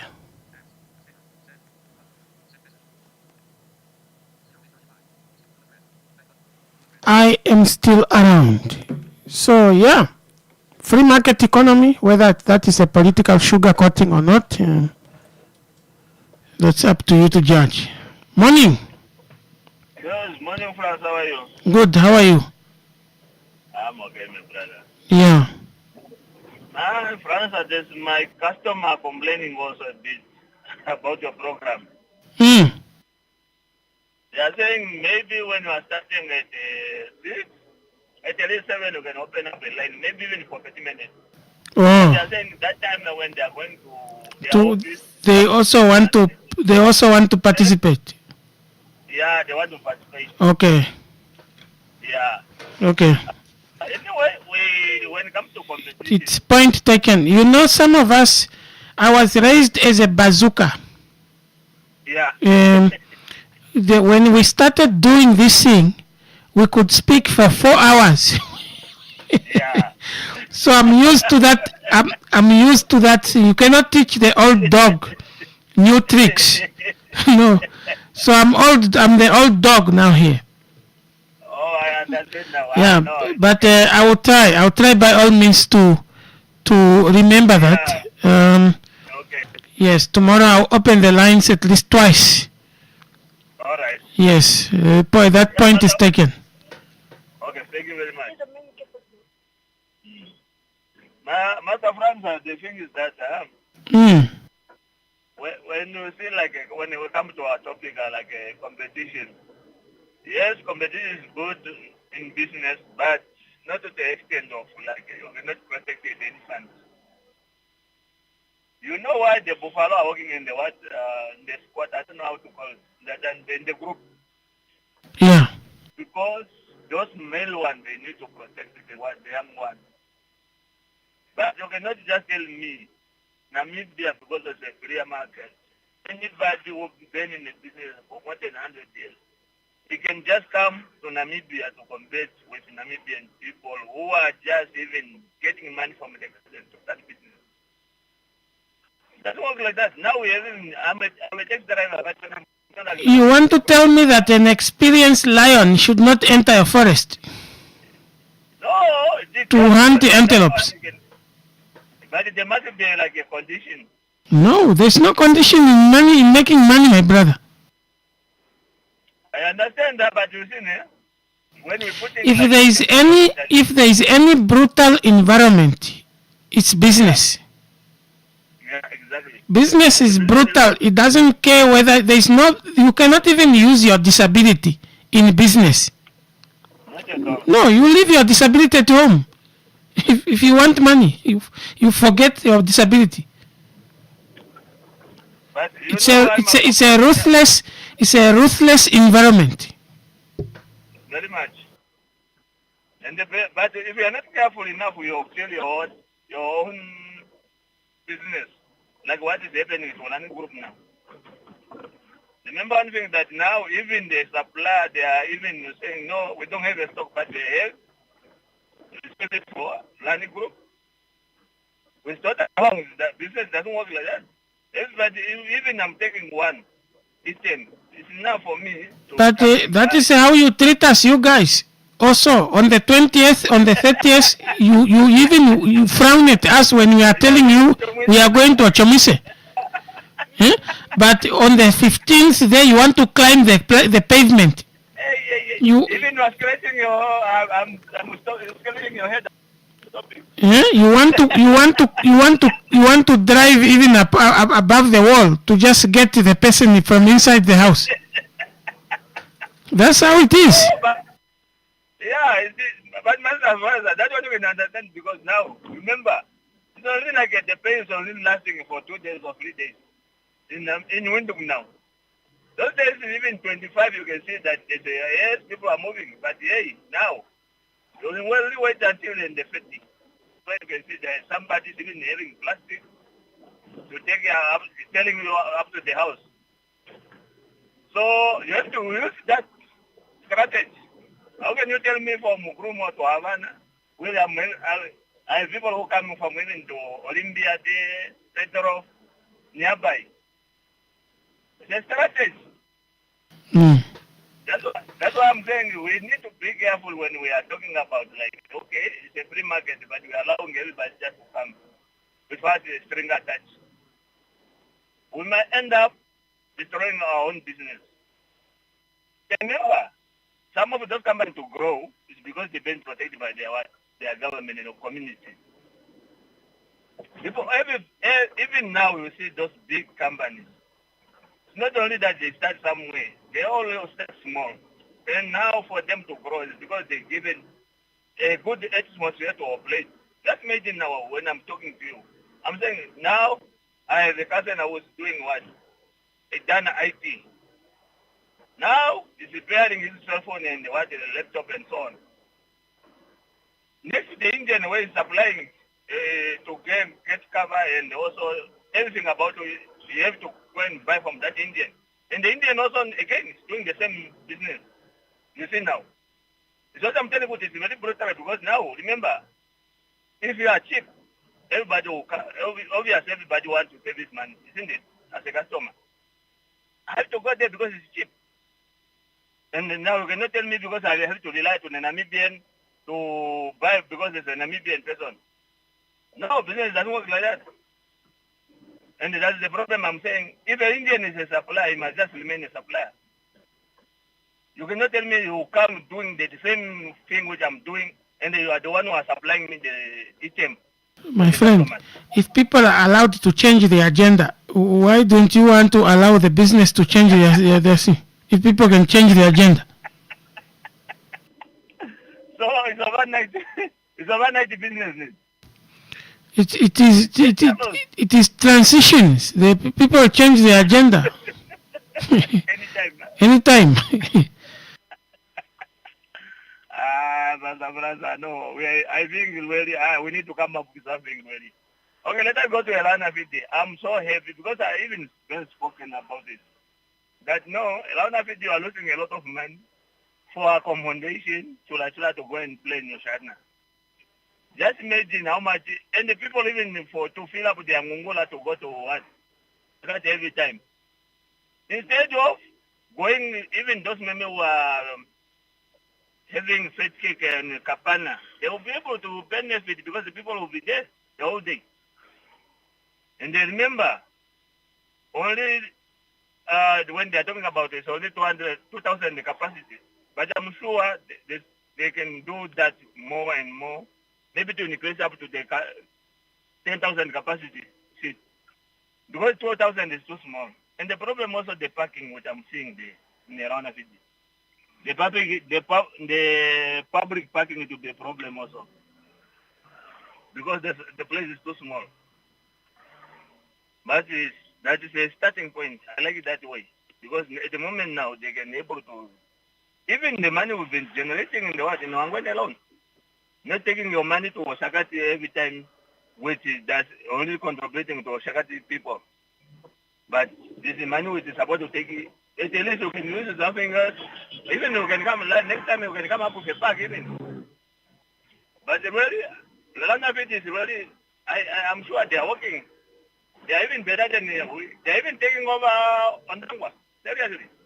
But it is a small town which is just even recently, not even more than 50 years. But they are doing a marvelous job. Seriously. I remember the other time with the... Is it because it is your village? Not only because I'm in my village, no. I'm sure they are just doing something better. I was thinking of you when I was reading this story. I was thinking of you when I was reading this story. Seriously? Yeah. I'm even missing home now when you are talking. Yeah, but it's a good thing really, because remember one thing that, sports guys, that's why some of us where we are today, even though we didn't make it in life like to be somewhere, at least we were still in life. We lost a lot of friends in a long way because of those. They started engaging in the negative activity. Either crime, because now remember, when you are in the sport, you are busy. When you go home, you are tired. You cannot engage to go let people phone and so on. And it is or even go engaging in alcohol abuse. It's really, really, and it's time I think we must start funding the sport the way it's supposed to be. Yeah. That's only my contribution, Master Franz. Thank you very much. All right, man. All right, guys, the business is brutal.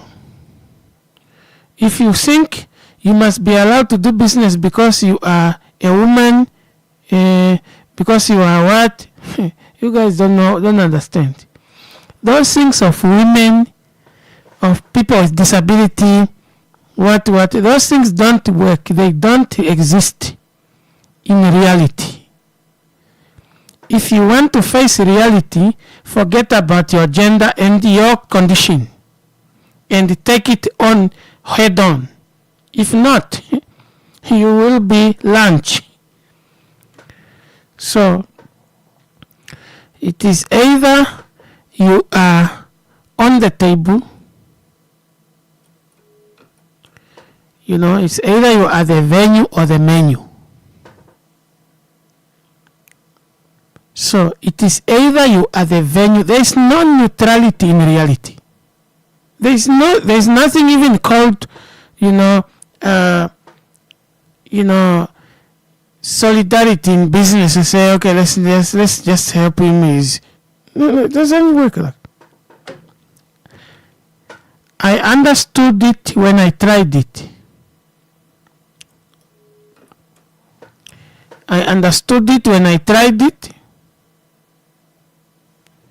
That there is no. So one day I was called, the person that was supposed to supply my things did not come.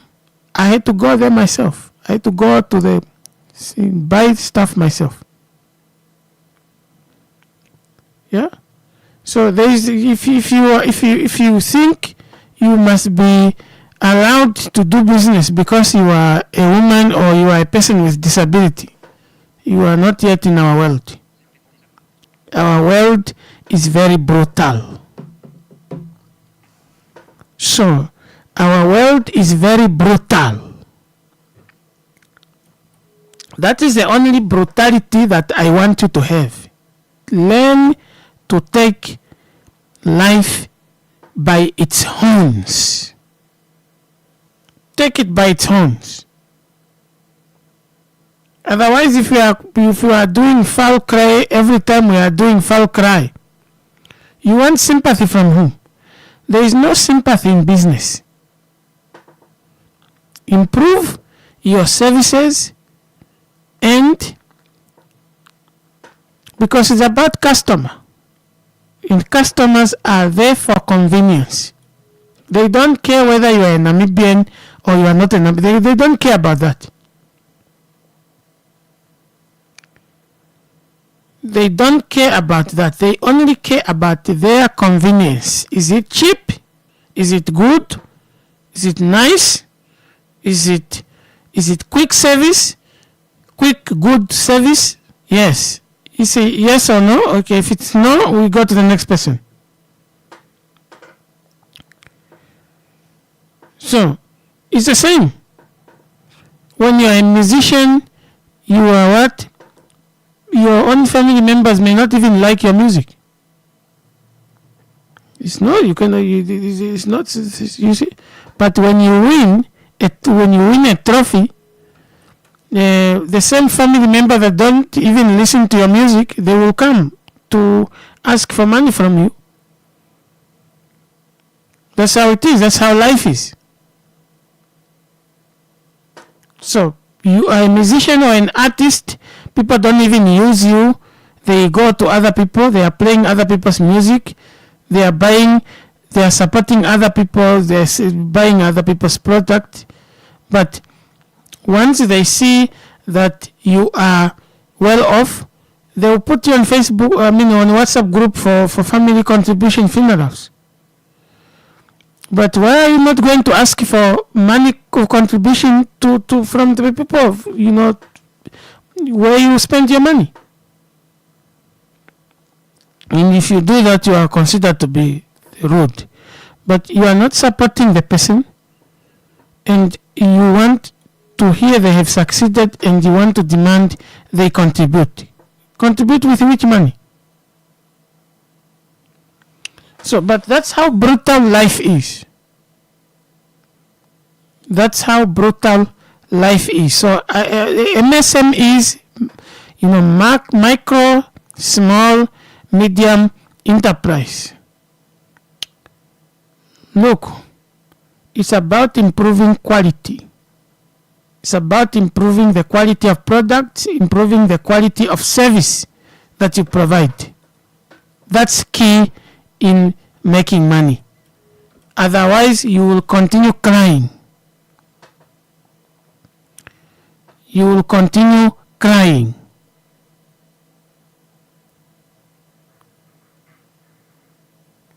So, when I was a small boy, I was taught one thing, that life doesn't care about me being blind. If I don't act, I will be lunch. I was taught to understand that when I was small boy, because some boys will be whispering behind me, say, let's hit him, he will not see us. And before they know it, they are on the ground. I used to take them down. But I was taught that, I was taught to be brutal, because life has not been easy for me. So before they know, I could hear them, they are planning to take me down. I do what is called preemptive strike. Before they know, they are crying. So this boy has beaten us. Even when they ask me, I say I have nothing to say. They have all the answer. So, but that's how life is. If you don't improve yourself, if you don't improve the quality of products that you offer, it's a do or die. And the world is global. The world is a global village. Anybody can come in. It's just like a forest. A lion can hear that, hey, there are antelopes in the north. The lion can travel there because it's about lunch. It's not about the location. It's about lunch and dinner. And if you're an antelope and you don't know that you can be lunch, then you are unwise enough to exist.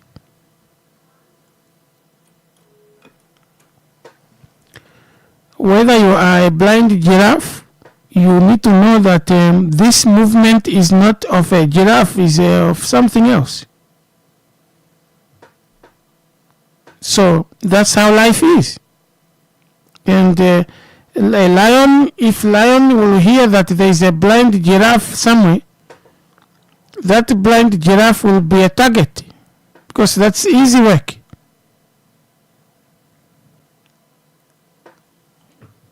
So it is up to a blind giraffe to understand the situation in which it is, he or she is, and decide what to do. But the lion has already made the decision. You are lunch. So, and if you are going to survive tomorrow, break the lion's jaws. Make sure your kick is professional. The lion must be able to obey force of gravity. The lion must be kicked that it is allowed to obey force of gravity. My friend, why? Ace, I am planning an event for next weekend, and I don't know how to best get people to hear about it. Simon, don't worry about those small things. Contact Eagle FM today. Eagle FM has a dedicated team that can travel anywhere countrywide to broadcast live at any event, such as a promotion, organizational launch, anniversary, wedding, funeral, political or traditional and church events, and basically any event that you wish to broadcast on a national level. Call them now and talk to Monica at 081 270 3727 or the office number 083 2888 400. Eagle FM, the eye. No matter where you are, if you have a mobile device, you can tune into Namibia's #1 talk radio station by downloading the Eagle FM app on the Google Play Store or on the Apple App Store. Download the Eagle FM app to tune into live Eagle FM programming or to listen to podcasts of previous broadcasts. Eagle FM, Namibia's #1 talk radio station.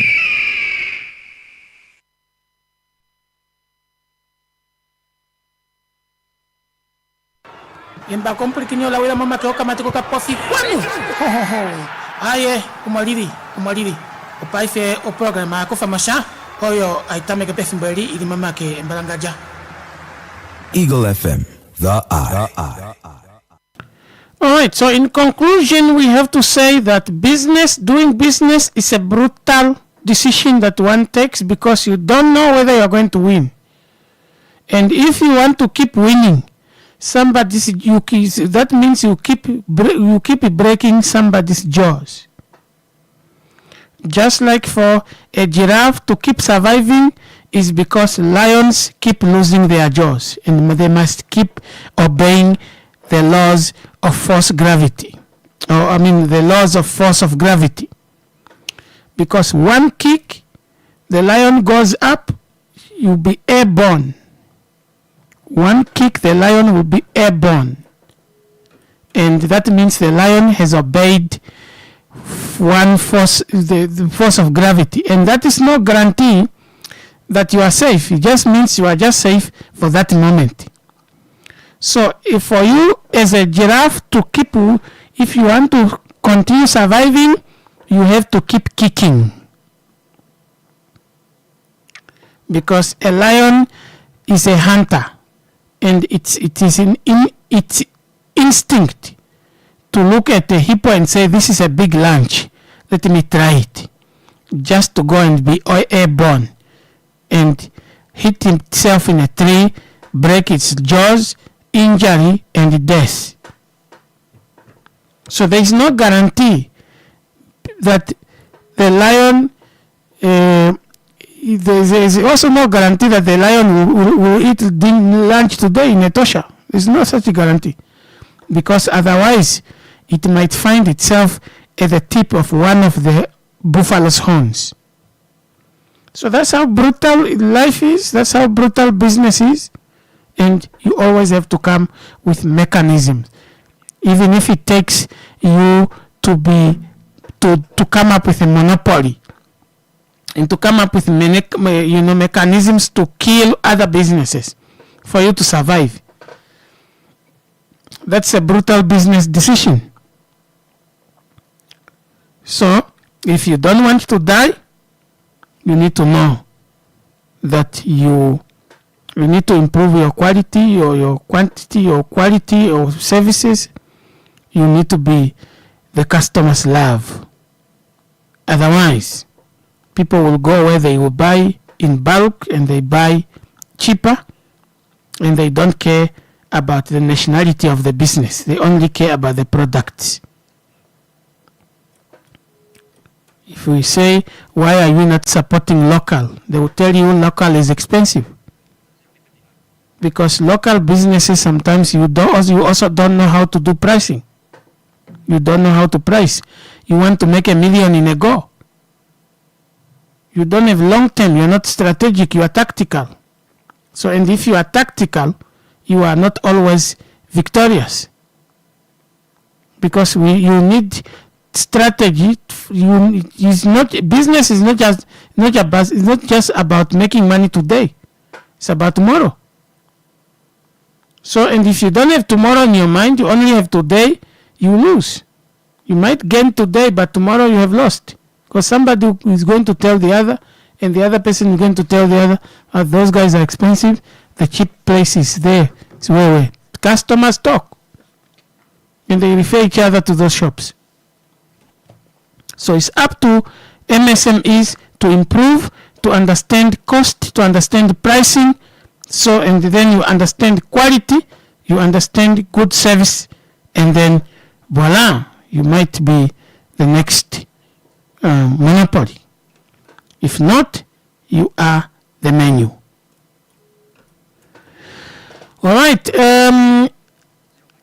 It is 9 o'clock on the dot, and I am out of here. I'm heading over to the north with Kuthamosha. Let's meet again tomorrow. I'm going to cook. I'm going to cook some things for you for tomorrow. And I've taken note that some of you want me to be opening the lines early by 7. I've taken note of that. I hope I will remember tomorrow, because I'm a trained self-propelled bazooka artillery. Once I start firing, I forget there is a telephone line, because I was trained to be that. So that's how I was trained. We're trained to take on 4 hours and not to depend on music, on calls. We depend on the content that we have. So that's what I was taught. And that is radio. And there is no other radio that can do that except us. Other radios are music, infotainment. With us, talk. 24 hours, talk. You see, you will never hear music here, unless if it is the weekend shows. So, from me, the only reliable kinetic energy in town, I would say to you, please don't do those things. Keep yourself safe so that we can listen to you tomorrow, and also you can listen and be part of the conversation. Kuna matina omjo chikao shafatana na nonge shifa ya ishiwike moshiwana iye moyawo ota ingongotisa mwene anange shifa ya Namibia ompitombwa na wa olonjika seithani na omayakuro niranditomwa yoe yonge shifa yoye okupikiramo Eagle FM Media House ngwe twende tuimemeha ukakombanga nena kara omukwashipareki wiimopo yomo programa dhetu moambo dhengera selma onara 3 heari 5 oneari Eagle FM the eye.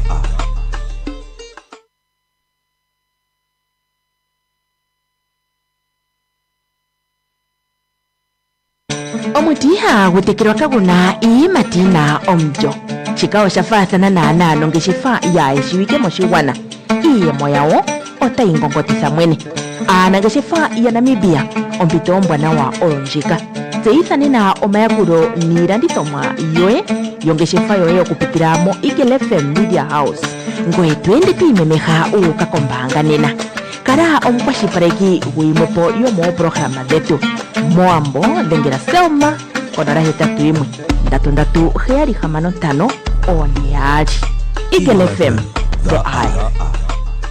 My friend, why do you seem so worried?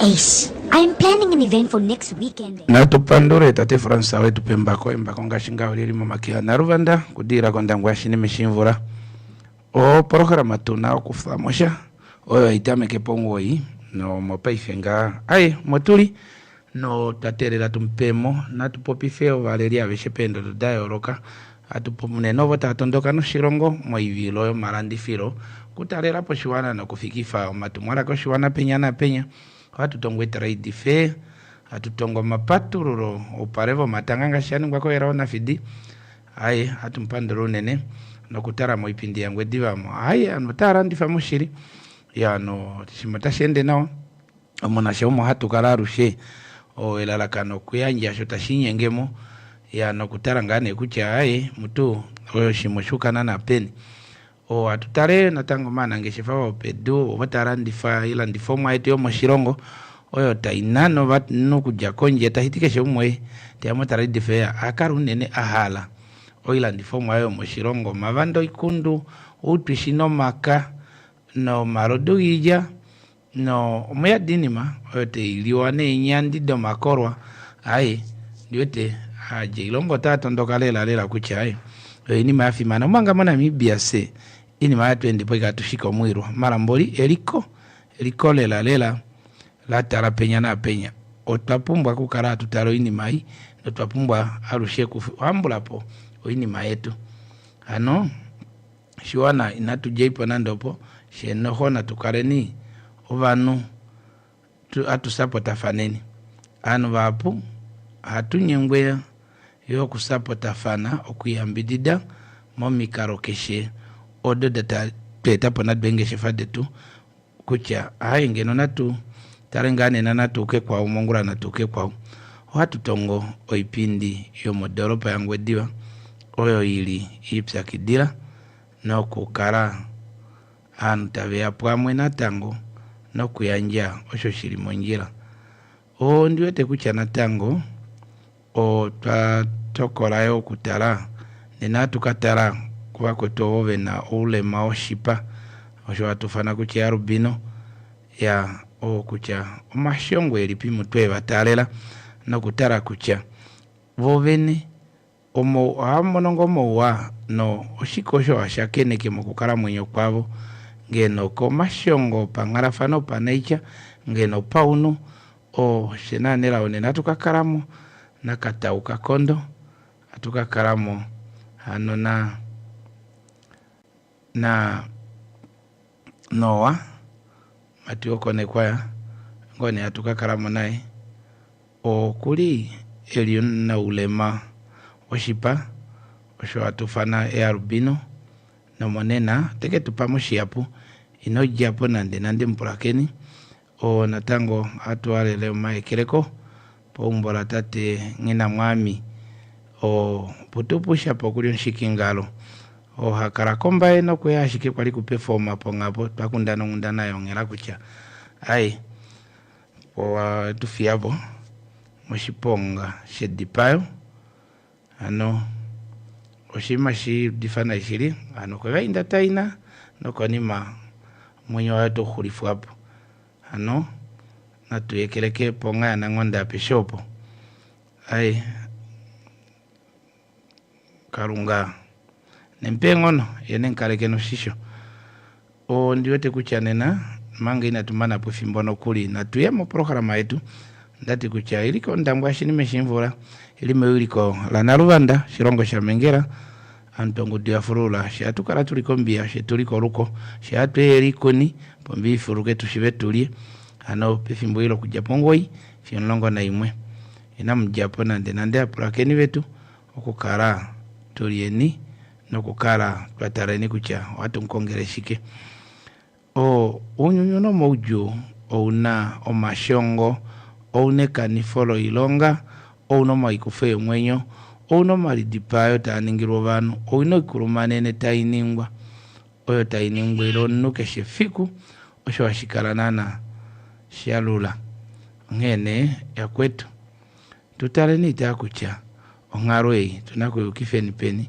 nongarwei twapumbwa tuitale ningaipi noshi liena kutukufila pomojua ngere yaseni atwakundafana osenave tuna okukundafana mojua ngene na tutare ni kucha tunakushininga ngaipi na seni kucha ongalo tunakukwatelipo ngaipi tunakueni komesho ngaipi itashiti kucha oini maiyo yake na ituye mkomesho ilo itukwateko nde aye tunakutale nino neshiri pushiropo kati poro washapo vikenya nako mayoni ndote no ambasade ayo ngelano kulimo Britain okuikufamu ayo kati shalipo kashipowe ayo nyota winyenge porakeni nyoni tawinyenge nokati tunafiko natuda kucha hano twatale la peni nyoni kauna mbili tatutongwa ikepwa mweto choko Namibia unyunya usheka una mbili shiwano shahanduka nde katushikucha hatukeshikwatereni peni shiwano shahanduka lela katushikucha hatukeshikwatereni peni hano twapumbwa ya kutala kucha hatushikwatereni penyo shiwanashi natweshukifeni peni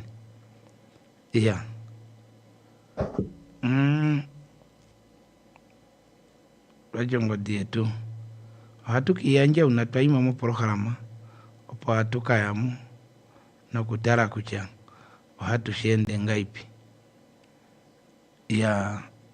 ngalo shoina kukala na tutale kwa ipindi shetale va kwetunga tupamono. My friend, why do you seem so worried? Ace, I'm planning an event for next weekend, and I don't know how to best get people to hear about it. Saima, don't worry about those small things. Contact Eagle FM today. Eagle FM has a dedicated team that can travel anywhere countrywide to broadcast live at any event, such as a promotion, organizational launch, anniversary, wedding, funeral, political or traditional and church events, and basically any event that you wish to broadcast on a national level. Call them now and talk to Monica at 081-270-3727 or the office number 083-288-400. Eagle FM, the eye. No matter where you are, if you have a mobile device, you can tune into Namibia's #1 talk radio station by downloading the Eagle FM app on the Google Play Store or on the Apple App Store. Download the Eagle FM app to tune into live Eagle FM programming or to listen to podcasts of previous broadcasts. Eagle FM, Namibia's #1 talk radio station. Get social with us on Twitter, Facebook, Instagram, and LinkedIn. Our handle is Eagle FM Namibia. Eagle FM, the eye. Omutiha gutekirwa kaguna imatina omjo chikawa shafathana na nalo ngeshifa ya ishiwike moshiwana iye moyawo otaingongotisa mwene ana ngeshifa ya Namibia ompito mbwana wa olonjika zeithani na omayakuro nilandithomwa yoye yongeshefa yoye okupitiramo Eagle FM Media House ngoye twende tuimemeha ukakombanga nena kara omukwashipaleki wimwepo yomo programa detu moambo dengera selma onora hetatu imwe ndatu heari hamano tano onyari Eagle FM, the eye. My friend, why do you seem so worried? Ace, I'm planning an event for next weekend, and I don't know how to best get people to hear about it. Saima, don't worry about those small things. Contact Eagle FM today. Eagle FM has a dedicated team that can travel anywhere countrywide to broadcast live at any event such as a promotion, organizational launch, anniversary, wedding, funeral, political or traditional and church events, and basically any event that you wish to broadcast on a national level. Call them now and talk to Monica at 081-270-3727 or the office number 083-288-400. Eagle FM, the eye. Natupandure vakwetu vetupemba kongashitweva pandura narepetame konomo paifo twatinena mu programa ya kufamusha hatukaramo nonsamane ukone kwaya tekitonga mwene petame kwa pa era lakano kutala unenano ulema vetu voshipa ovo mona kudiwa tutarona kudiwa kucha ovakara veno mashongwe ngai pina kuereka ni fefimboro paife atukatara yoke mitodo ironga no kukala yo kucha mushwana uvatali katani ngishike pamanu vamuvudite kucha anu itaduru kuningasha onuke ini mangairi ngao shwana shitu shakara ngashi na fimboru koloni wopa madiradiro ya no twakara ngo twitara ko twafa twefike pendo do dimwe osho shakara unene nande atushipandulile pangero paife reke taeveta no kufikifa no pwamwe no nande pangalo yo vanu pima peno vanu pena ukarata pupurungusha no pima pena vahapo takutingia apulika ndibano rududi tate kuru tate tashende ngako atale patate yaro yo ngwalele potuna wa ayo twalele po mikolo ngodi yokota dipe pepa ngoko mikolo ita dipo mepo taende te senjembela na mo andi pop sapa odripo ngo handi ria ya bango monulo yango ai mkwetu pa moko popi foshiwana na plake ni bo igere fema no kuitonga gepetame ko kucha ayo vinana alie alo mangai nandi litonga nandi popi foshiwana oshiwana so apurikia musam pikine OCPFM mwalele poto igere fema igere fema mwalele poto kembinga ne dedu utapotapa amenoa ya amoni ya mate usakone kwa ya westa ondire dalele pone kwa ya povene onde panena ndi pukulo shiwana mendi shiwe delepo shina shangone no ulema to shipa ona takalata patura konjenale takala hatuningo katongo ono topitipon otekuli chai umota chekishi umota jonambala kata inimayo onu mwina halana ndengeno oripi mande to wanando po nduta numba to kufokala sa tumoko kayo onu kahala sa ko teka dipa ya pina hala ukamino ngote ya kupala sino kuli manga peife okutalanga no hondi sho itilano lubalegela yo lokato se wasita bakalunga ndano simajo o bakala talongifa okatongo tongo ile tujaga talongifa primitives no shichashimo itingao nde peife otushikupandure bangala na mipia nande pakata patora konima otushungo kulipandula le tupamo wa mahapu kwa chango le tupendo kotala dosalita tushipangelo ole tupayo bali o mati ya tulande mati ongenye ngone wanga mipangero ehemo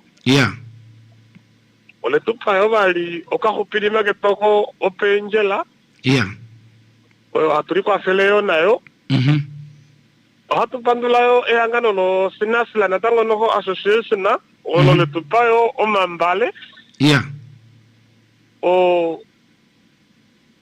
okucha opena tango anu we pangolo pena le tupeni mia pusa singengo tatalo kana kange nenalyo kana ko hakasango penjela kucha ne ina yako ya ina fakana sipasha fasange okana wo kena kusango penjela kono kata kwa penjela omoro ase samone yakucha amono ulema ongene okana kango kena kukala katura mo okaningiro mo wa mahapu epangana mipia la vendo tali longo ngo otuta kwa ngo tatunga pango tali longo de ame kwa amonto tali longo jasi ini maole tupa oihap ya sasa vengo atale ole tufikira pamwe no vanhu osawo ulange kishinde andi kwandukile itandi papinave andi ake ko gender nde andi kucha pale nweringa ata haulange tatondisa ngoshiwa na amena munungo nde otatu kunge ile te ulange